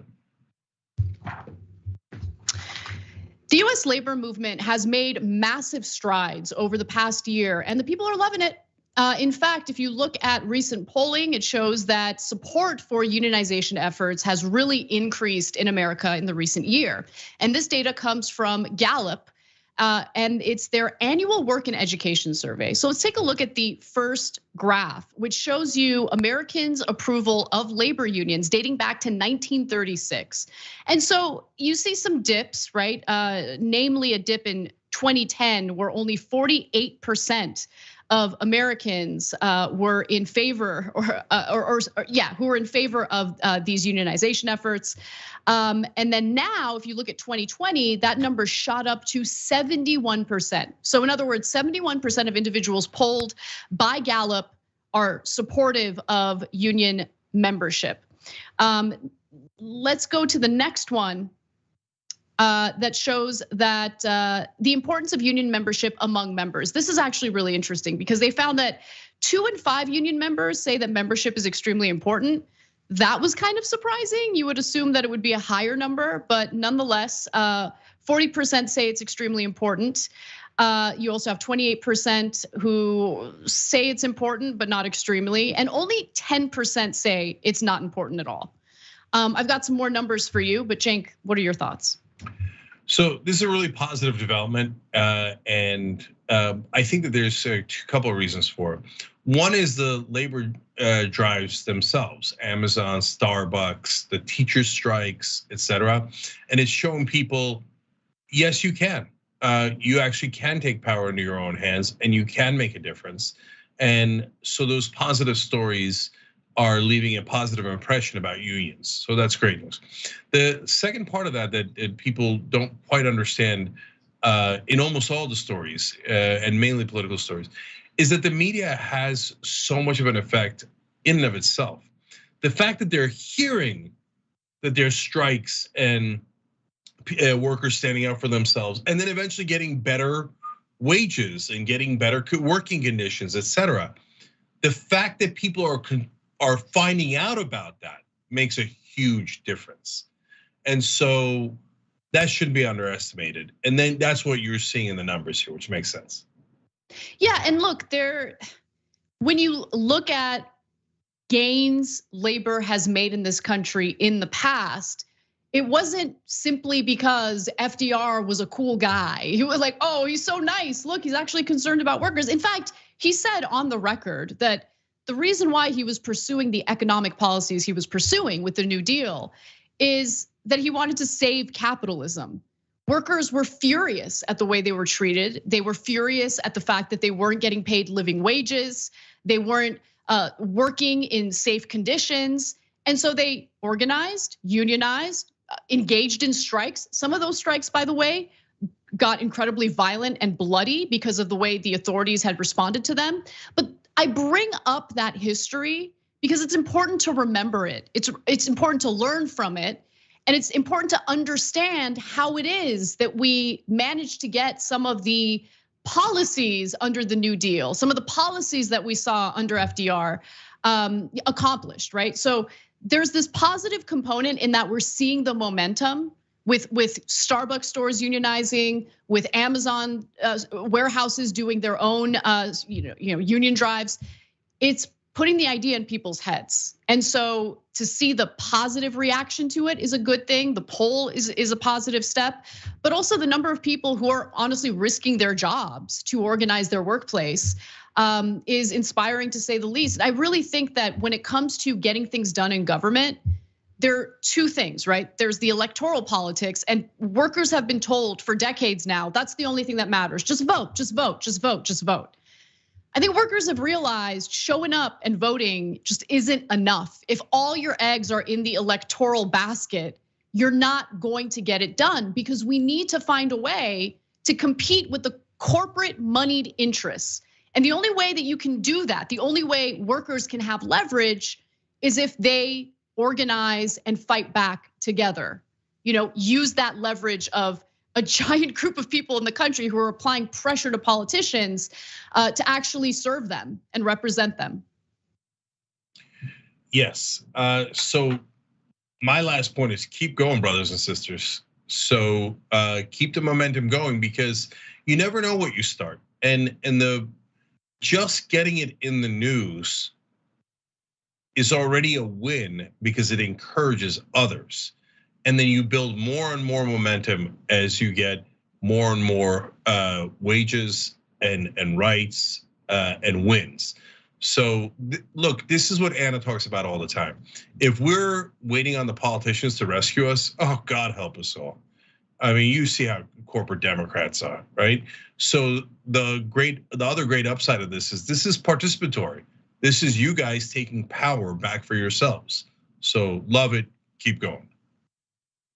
We got to take a break, and when we come back, we'll show you what Tucker Carlson is worried about. It ain't climate change. He's not worried about the planet warming. He wants you to think about global cooling. Think about it. We'll be right back with that and more.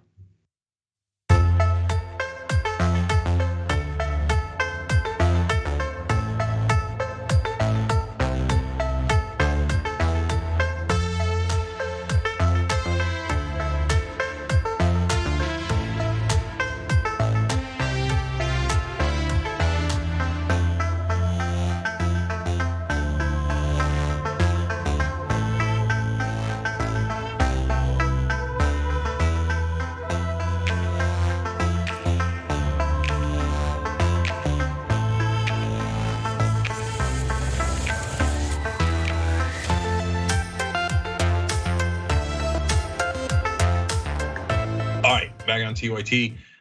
We're about to do a story on global cooling, according to Tucker Carlson. And of course, what it is climate change. And there is one financial institution that's actually fighting back and making sure that they don't waste your money or actually have it be counterproductive when you deposit at one of the big banks, because they've given nearly $4 trillion to the fossil fuel industry. And of course, the good guys are Aspiration. So check out their spend and save program. I like the save part. And that is at aspiration.com/TYT, aspiration.com/TYT. Really good rates, and you have peace of mind. They're wonderfully progressive, aspiration.com/TYT. Do it in 5 minutes, really easy. I did it, it's no problem at all. All right, a lot of you are gifting membership on YouTube now. A lot of folks have been doing it for a long time on Twitch, but now YouTube has made that available because they're a little jelly of Twitch. It happens. God bless, we're in favor of it. Thank you for doing it, guys.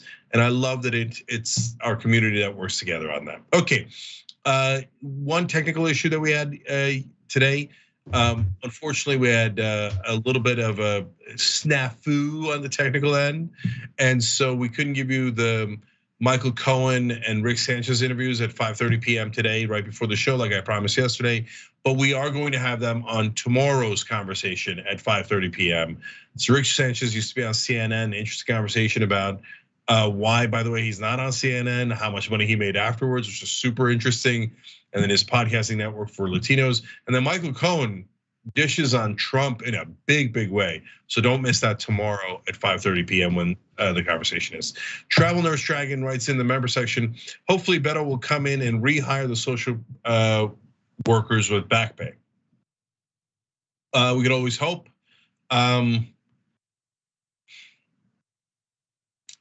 Look, if I was, Beto has been a little bit tougher than he has in the past in running against Abbott. Every time I see it, I love it. And then he just disappears for weeks at a time, just disappears. Just keep attacking. You can attack on this issue. Why are Republicans doing big government tyranny against parents with trans kids? No. But if you do it too often, the media will say you're being too harsh on Republicans. Who cares? Who cares? You want the media telling everybody you're a tough guy, especially in Texas. All right, anyways, impossible not to get frustrated. Infantry Chef says Kimberly Guilfoyle's tuition at UC Davis from 87 to 91 was approximately $5,800. Wow, she had it so tough. That's why she can yell at us. John Campbell Reese writes in, the system of tip-based minimum wages in the USA is obscene, making waiters or waitresses dependent on gratuities from the likes of sneering Sean Hannity is not in any way good. Sheila says, hey, I have a degree in dance, later became a stripper and financed my degree in accounting, which led to a CPA, and now I work in M&A. Wow, mergers and acquisitions. A dance degree gave me lots of life experience. Amazing story, Sheila, we appreciate it.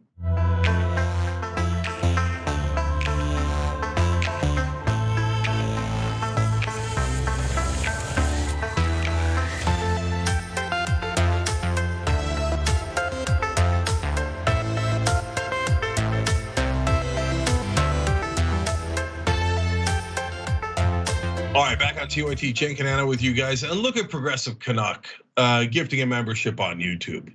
Now you can do that on YouTube. That's awesome. All right, you can get that at the live chat. Obviously, if you want to become a member, just hit the join button below. It's right there. It's beautiful. Take advantage. If you're not on YouTube, tyt.com/join, just as beautiful. All right, Casper. The Europeans have discovered that the real threat to human civilization is not global warming. It never was global warming. The real threat to people is global cooling, otherwise known as winter. That was Tucker Carlson with his patronizing tone, speaking to his audience as if they're full of morons, like it's full of idiots who can't understand him. But nonetheless, that's him pretending as if, no, we should actually be concerned about global cooling, which is why the Mendenhall Glacier has been melting, which is why the sea level has been rising because of the ice caps melting. Now, let's watch the rest of his insane theory and then we'll discuss. Far more people freeze to death every year than die of heat. In 2019, for example, 4 times as many people died of cold as of heat. That's according to the Institute for Health Metrics and Evaluation. So when temperatures in Europe begin to drop a few months from now, this is a huge problem. And that will be obvious to everyone. It's not global warming, it's global cooling. That's what's gonna kill your grandmother. And when everyone understands that perfectly well, a lot of things are gonna happen. The status quo will crumble. Factories will close. Unemployment will rise. Disposable income will disappear. So big brain Tucker Carlson doing the age-old trick of intentionally conflating temperature with climate. He's referring to temperature-related deaths, which is different from climate change-related deaths, which of course can be caused by things like extreme weather conditions, natural disasters that are exacerbated as a result of climate change, all of that.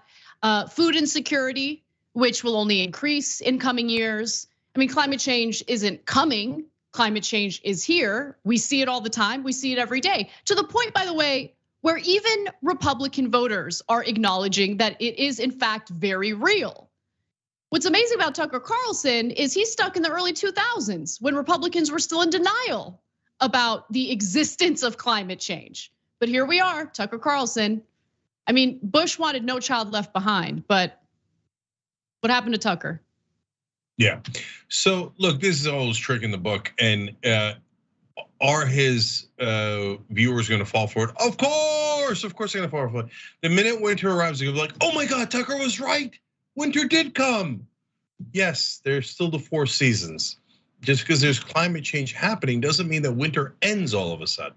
And by the way, yes, more people die in the winter than they do in the summer. That's always been the case. But he makes it sound like it's because of global cooling. So wait, Tucker, should we do something about your so-called global cooling? Do you have any policy proposals? Should we pass any laws? Should we regulate industry to prevent global cooling? Nope. It's so transparent. He has no proposals. He's making it up. He's just basically saying winter's gonna come, and a lot of his audience has already seen Game of Thrones, so they know that winter is in fact coming.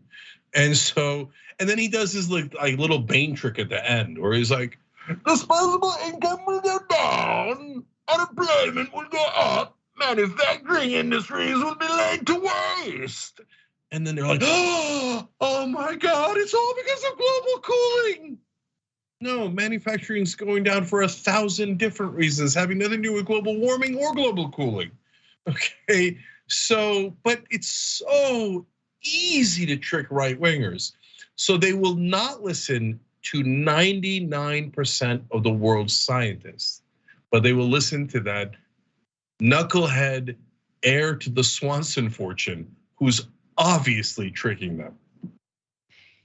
But okay, so one should ask why? Why is the right wing, not the pundits or the politicians, specifically right wing voters, why are they predisposed to these types of arguments denying climate change?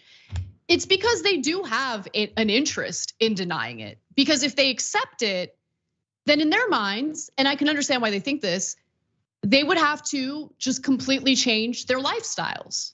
Because all that's been communicated to them by liberals is that we need to do something about climate change. We're not gonna do anything about the fossil fuel companies. We want you to change your behavior. We want you to use the plastic bag. We want you to stop using the plastic bags, use the paper straws, take shorter showers. You get what I'm saying, Cenk? Stop eating meat. Like everything is about the individual. It is the individual's responsibility.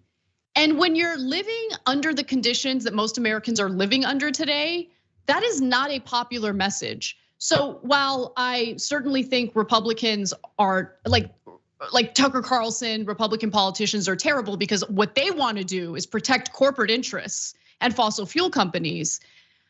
I think there's also a problem with the mainstream Democratic Party and the majority of their proposals, because what they propose, again, mostly focuses on individuals changing their behavior.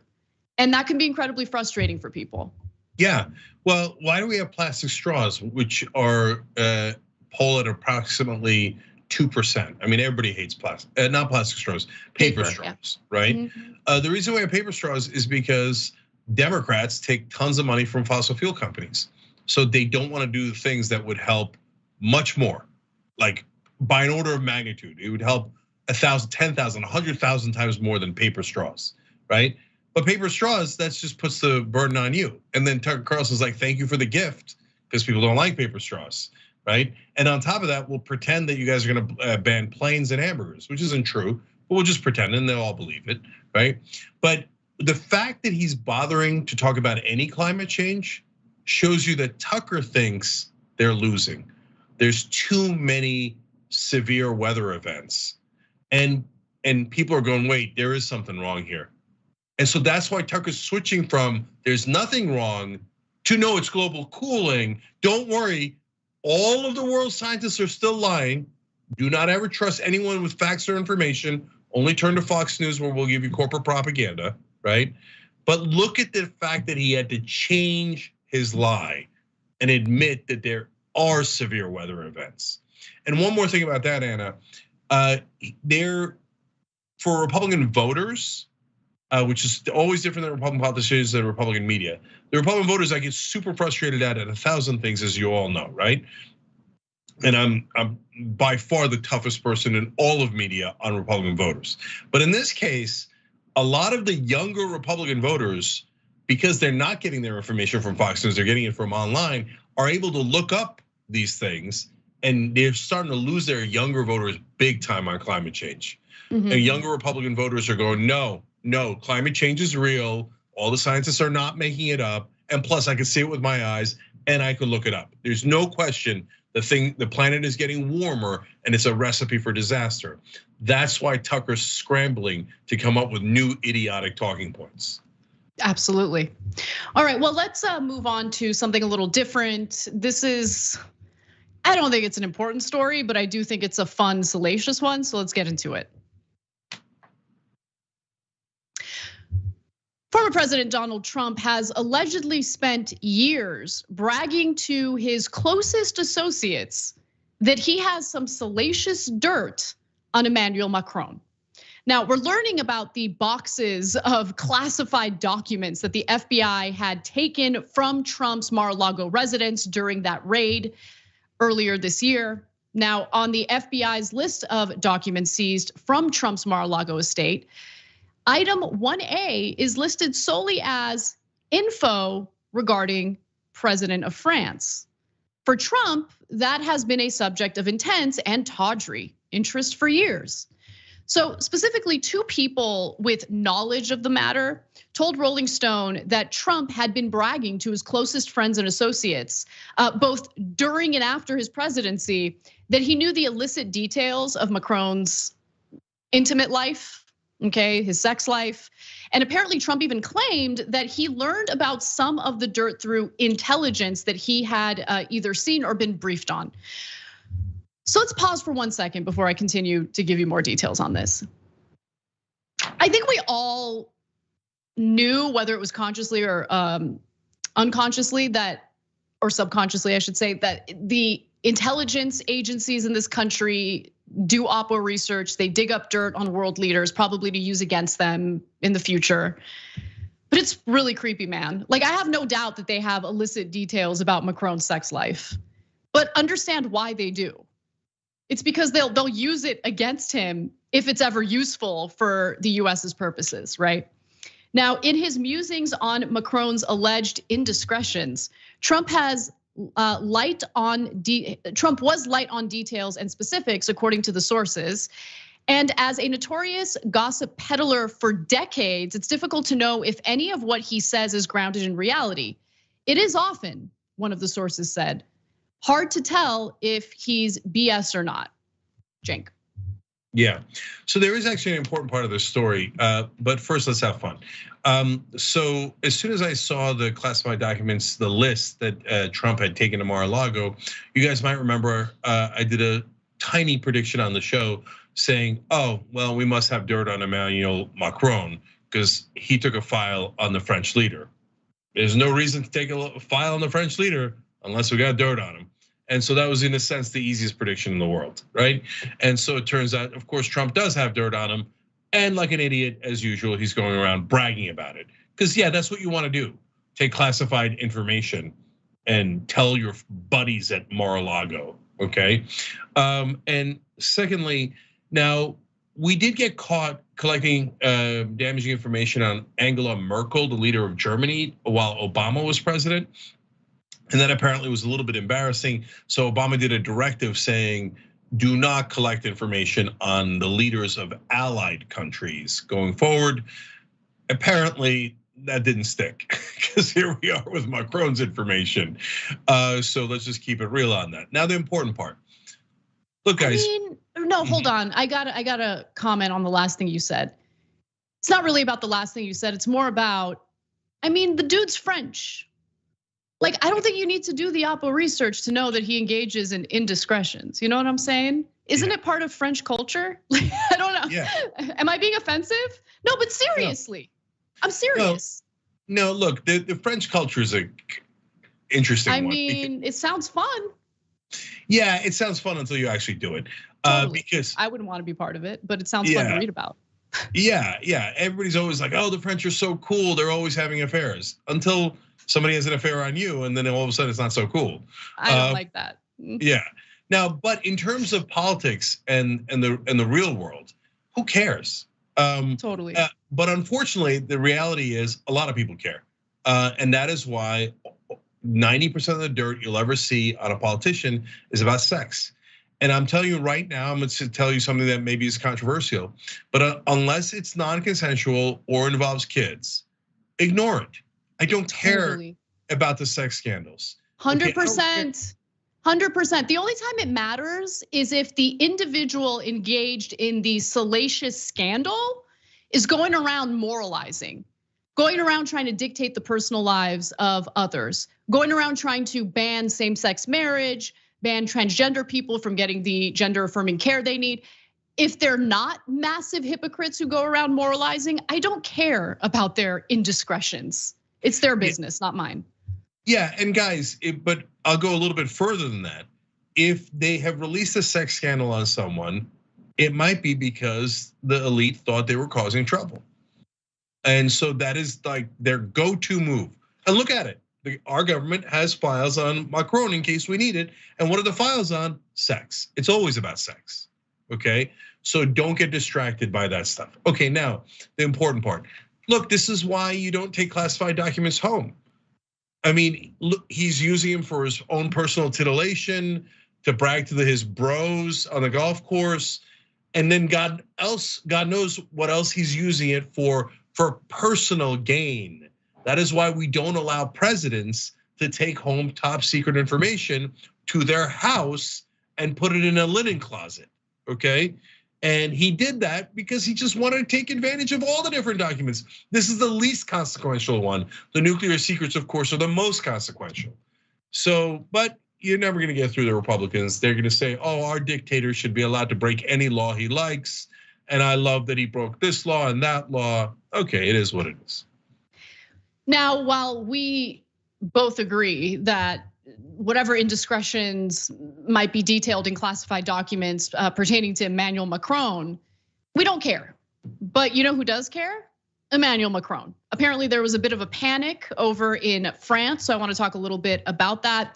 So behind the scenes, both French and US officials worked to figure out exactly what Trump had on Macron.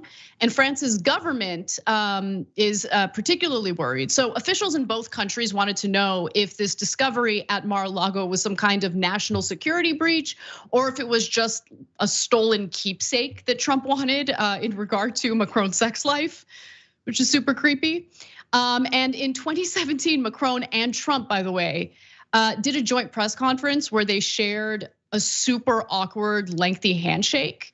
They're not friends, okay? I think Macron tried to keep things friendly, didn't stay friendly. Nonetheless, here's the fun handshake. Yeah. Hold on, before we go to the handshake, I wanna explain to people that the reason Macron did this is because Trump likes to bully other leaders by having a longer handshake than them. He wants them to stop the handshake before he does. So Macron knew this and was like, nope, I'm not gonna let go until you let go. And this is part of the reason why Trump hates him to this day. Watch. Yeah, so here's the penis measuring contest right in front of you. Thank you very much, that's fine. You're good. Thank you. Thank you. Merci à vous. I will wait for the end of this press conference to have the press conference of the presidency. I will leave the floor to you. Thank you. Thank you. Thank you. Good job. That was fine. It was actually not as bad as I remember it. No, there's 3 different videos. In one video, Macron holds a handshake for 29 brutal seconds. Okay, and in that video, you saw Trump trying to let go. He literally went like this. You could rewatch the video, and Macron won't let it go. Watch. He's about to do it. Trump's like, okay, enough, awkward. Watch him let it go. Watch him let go. It's about to happen. There it is. But Macron won't let it go. Trump's got to go back in. Yeah, that's Trump's like, God, I wish Melania would do this. Oh, totally. I mean, Macron. I'm not even joking. I think Macron held Trump's hand longer during his 4-year term than Melania did. 100%. So that's why he can't stand Macron. And he's like, oh yeah, I have a secret file on him. Who wants to see it, guys? Who wants to see the top secret document of the French leader? And this is who Republicans look up to. We're gonna take a brief break. When we come back, we've got more news you can use. We'll talk a little bit about the latest insane conspiracy theory from Alex Jones and more. Come right back. There was a big dump. I put out the big dump. Documents.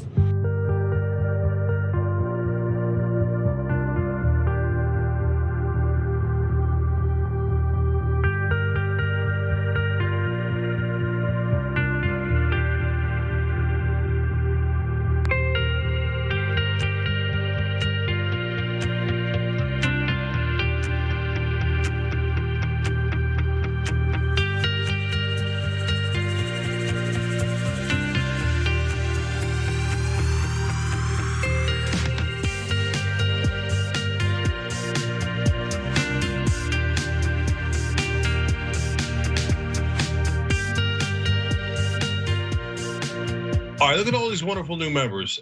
Jason Rodriguez and Benjamin Stevenson, they just joined. So easy peasy. Hit the join button below on YouTube. You know what, tyt.com/join, equally easy. The Fish Dancer, who's a YouTube member, said food insecurity can't be real, grocery stores still exist. He put it in quotes like that's the kind of thing that Tucker Carlson would say. Patrick Lynn said, things happen when Dems have a spine. Exactly, that's what we showed you on student debt relief. The fish dancer said, how much of his BS does Tucker actually believe? My guess is 0%. There are plenty of really dumb Republican talk show hosts. I don't think Tucker's among them. I think he knows with great certainty that he's lying and tricking his gullible audience. Danny says, okay, if Tucker can say global cooling is a problem, is he admitting climate change is real and a problem? Yeah, that's what we just talked about. And Danny, I saw that you had written that before I made the comment, because after my comment, I looked and I saw you'd already written it. You're exactly right. He's given up. His audience realizes there's climate change, so he's trying to find a new excuse. Going to Twitch, the progressive carpenter said about the Macron handshake, why are you grabbing me? That's funny. Dissident PM said, is it actually possible to effectively use sexual blackmail in France? No, that's the point I was trying to make. And by the way, like, why do you think Trump hasn't like publicly outed Macron with the dirt that he has? Because at the end of the day, it's not really the dunk you think it is, right? Like, if you're trying to hurt his reputation among your bros, is it really gonna hurt his reputation that he's getting laid? Like, I don't know. Yeah, I mean, the thing about Trump is that all of his sexual blackmail is already out in the open. Raw dogging porn stars left and right and on, right? But Republicans, they love family values. Republican voters are such a joke. They're a hilarious joke. It's the moral majority, really. Yeah, moral majority, definitely. Ghost Dog says on the climate change issue, Pakistan is 33% underwater this weekend. F this guy. Definitely true to hear. Kathleen says, oh my God, I'm nauseated. Tucker makes me want to hurl. Cy Harkin says, Tucker has the blink rate of a psychopath. It's so true. Totally. Afromius writes in, my 20-month anniversary and my 43rd birthday at the same time helps me make a bad time better. Could I get a birthday shout out from Jake and Anna? Katie, happy the birthday. Purple Dragon. Katie, happy birthday. Much love. Okay. Brady Dragon wants the Anna rant on a poster / blanket. Thugs at shoptyt.com put a couple of thoughts behind it, but we do have t-shirts and it is 20% off now. We have a whole bunch of merch with Anna's rant on it. 20% off, need to panic right now, shoptyt.com. Broadway J says, Jenk in Fuego, I'm here for it. Thank you.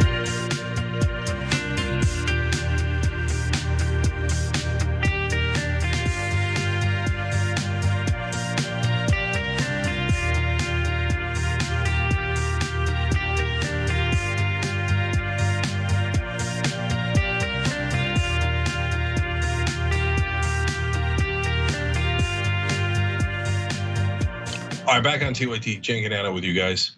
Forward. All right, let's get to it. The next 71 days, we're going to see some very violent fireworks. I would predict racially motivated mass shootings, bombings, poisonings, attacks on power supplies being blamed on the right wing. They intend to bring in a full dictatorship in the next 71 days. And we are all strapped to this thing. This is such a dangerous time. And I would advise the globalists who are mid-level that think they're about to have a leftist revolution. The globalists don't actually plan at the higher levels to have that. They plan on having a civil war that brings down America, and you'll be the fall guy. Alex Jones, who represents a political ideology that constantly tells Americans that they are itching for a civil war, itching for political violence, seems to know that it is likely that right-wingers will carry out violence against their political opponents. They've already done it. Why wouldn't they do more of it in the future? But he has already decided to preemptively refer to those acts of political violence as a conspiracy, as a false flag operation. The real question is, what does Alex Jones know? What is the right wing currently plotting in regard to political violence against their opponents? That's the real question here.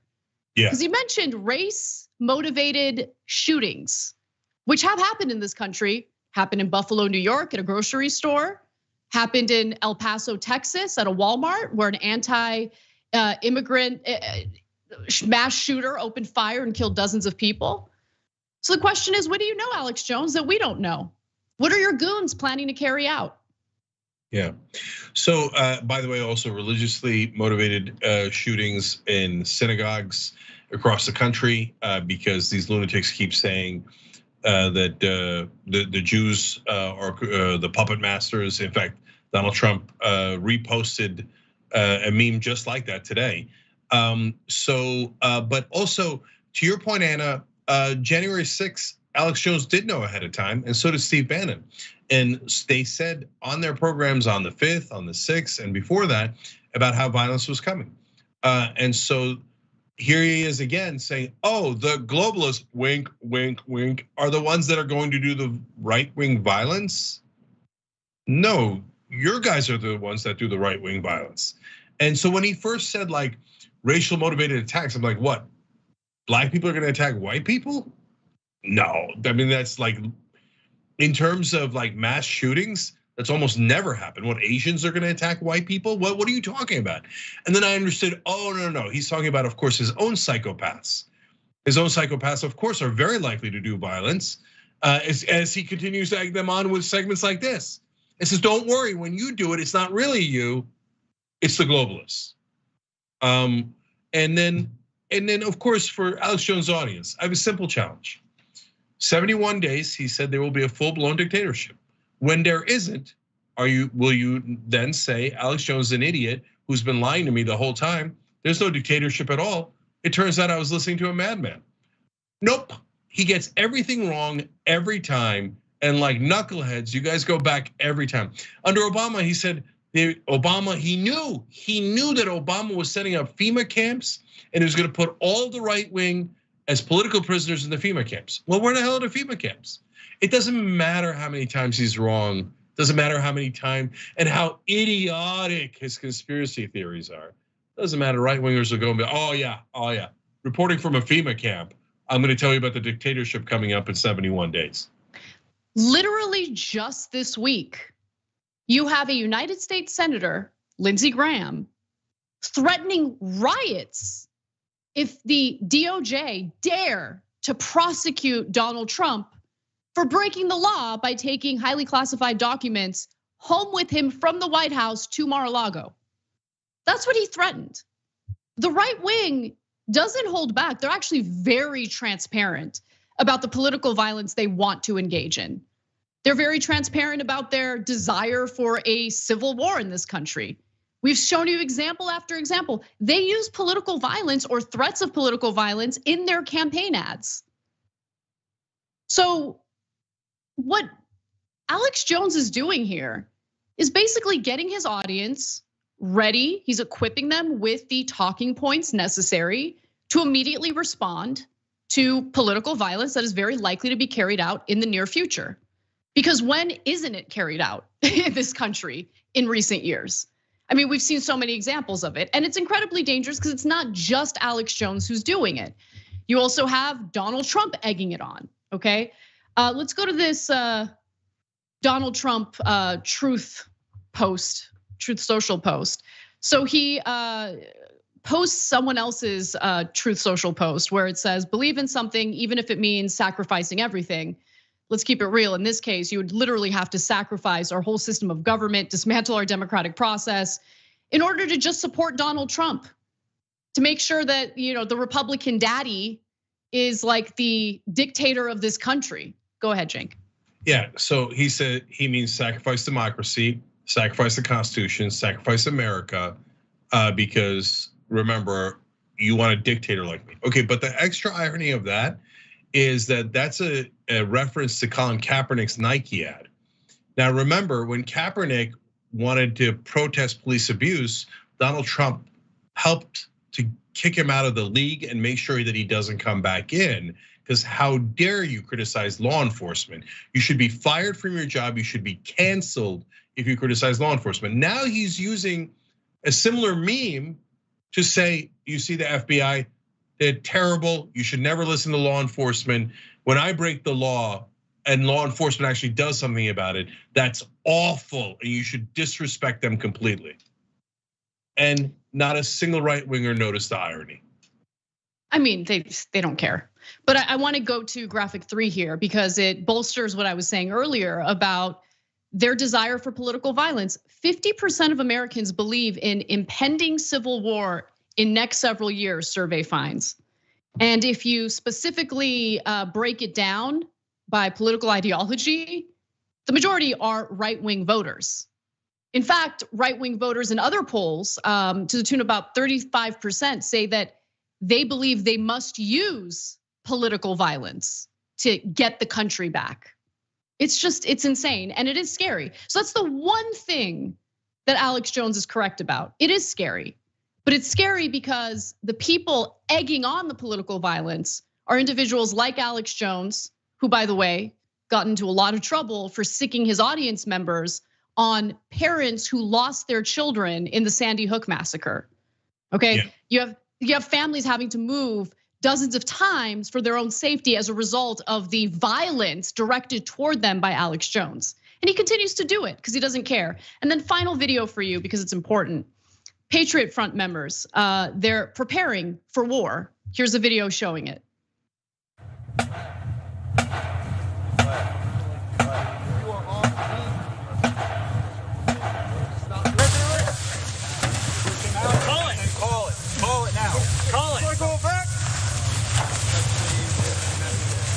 Mark. Step.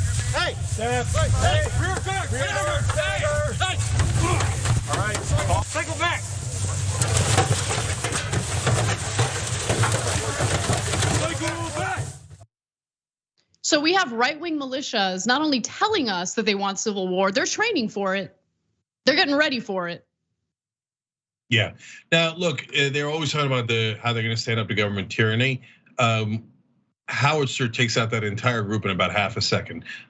So that's not what they're training for. They're training to attack and use vigilante violence against citizens. And so then Alex Jones goes, oh my God, it's a globalist. No, it's your moron right-wing lunatics on that video. It's right there. It's you guys. Those aren't globalists. Those are right-wingers trying to look like an episode of Watchmen on HBO. One last thing. I want to show graphic 2 because this is very important. Trump reposted this, and it hits almost all of their things at once. So no, not that one. The one where your enemy is not in Russia, okay? And so it has Kamala Harris, Biden, Pelosi, Obama, Hillary Clinton, and importantly, George Soros at that. Well, number one, it protects Russia, rando, weirdos. Oh, a dictatorial, tyrannical government looking to invade and use violence. We love it, right? Number two, it's saying the enemies within. Make sure you violently attack people on the left. And number three, at the end, they put in Soros randomly because he's Jewish and he's the Jewish puppet master controlling all these guys. Deeply anti-Semitic. Trump did about 12 reposts of QAnon and 4chan posts on True Social, okay? Full-blown lunatic conspiracy theories that are super dangerous and oftentimes violent. And Trump's here for it, but hey, we can't tell, is he legitimate or not legitimate? Okay, no, he's a lunatic and all Republicans who support him should get mental health counseling. So Joe Biden got some backlash from centrist John Avlon today because he dared to refer to some Trump supporters as semi-fascist. But I mean, where's the lie? I mean, you look at those videos of militia groups preparing for a civil war. You hear the rhetoric from them about how much they want civil war. They don't care about our democratic process. They want to install their preferred leader, Donald Trump, regardless of what our elections entail. I mean, so I don't get, like, my point is, Democrats who dare to fight back a little bit get beaten down by corporate media. And unfortunately, Democrats get bruised and battered by it, and so they never fight. So like, I just want to know what are we supposed to do moving forward when it's on one hand abundantly clear that there is political violence, there are plans for political violence. And then on the other hand, we don't have any real government agency or political party doing what's necessary to protect us from political violence. It keeps happening. Yeah, and that's why the John Avlon thing drove me crazy today, because look, we just showed you Patriot Front getting ready for a war. We showed you Alex Jones saying there's going to be poisonings and racial attacks, all from the right wing. But he says as a false flag operation from the globalists. So he's telling you we're gonna do it. Trump reposts QAnon, 4chan, calling for violence. It says lunatic things like, I want to redo the election, which is not a thing. And he says, I want to be immediately declared the president right now. I mean, the ravings of a lunatic mind. And here's what John Avlon said on CNN. The term semi-fascist is not helpful. It's not befitting of the office of the president. Come on. So look, so what he's saying is Trump is not wrong for being semi-fascist. Biden is wrong for calling him semi-fascist. And by the way, there's nothing semi about it. Donald Trump planned a coup with fake electors. It's in their own emails. They called them fake electors. And when told that they were gonna murder his vice president on January 6th, he told his chief of staff that he doesn't mind. What do you call that, John? What do you call that? That's not semi-fascist, that is fascist. They were looking to steal our democracy. But John Avlon, being a centrist on CNN, says no, the real fault is with Democrats because they dared to criticize Trump on that. How you called him an inappropriate word. It is not befitting of the office. Was Trump befitting of the office? Okay, no. But now you have new corporate right-wing ownership of CNN. So here comes John Avlon again. Here comes, and now by the way, Jake Tapper's all of a sudden going right back to kissing Republican ass. And they fired Brian Stelter. So now everybody on CNN is going, no, there's nothing wrong with Republicans. Republicans are awesome. And if a Democrat ever criticizes Republicans, we're gonna say that they're the ones that are the problem in this country. You guys are a joke, total joke. You actively mislead the American people. You do it on purpose, and you actually destroy real truth and reporting in this country. Okay, we got to go to the bonus episode next. We're just going to continue to be on fire against the right wing there. TYT.com/join or hit the join button below on YouTube. We'll see you there in a minute.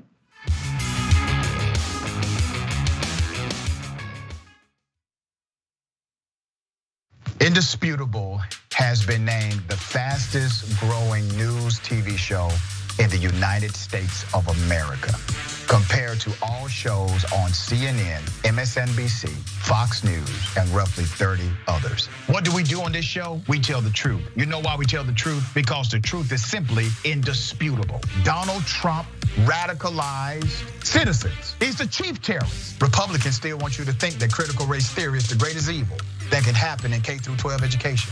It's not even taught. I guarantee you this, David. If he would have taken a knee during the national anthem to bring awareness to the need for more money for cancer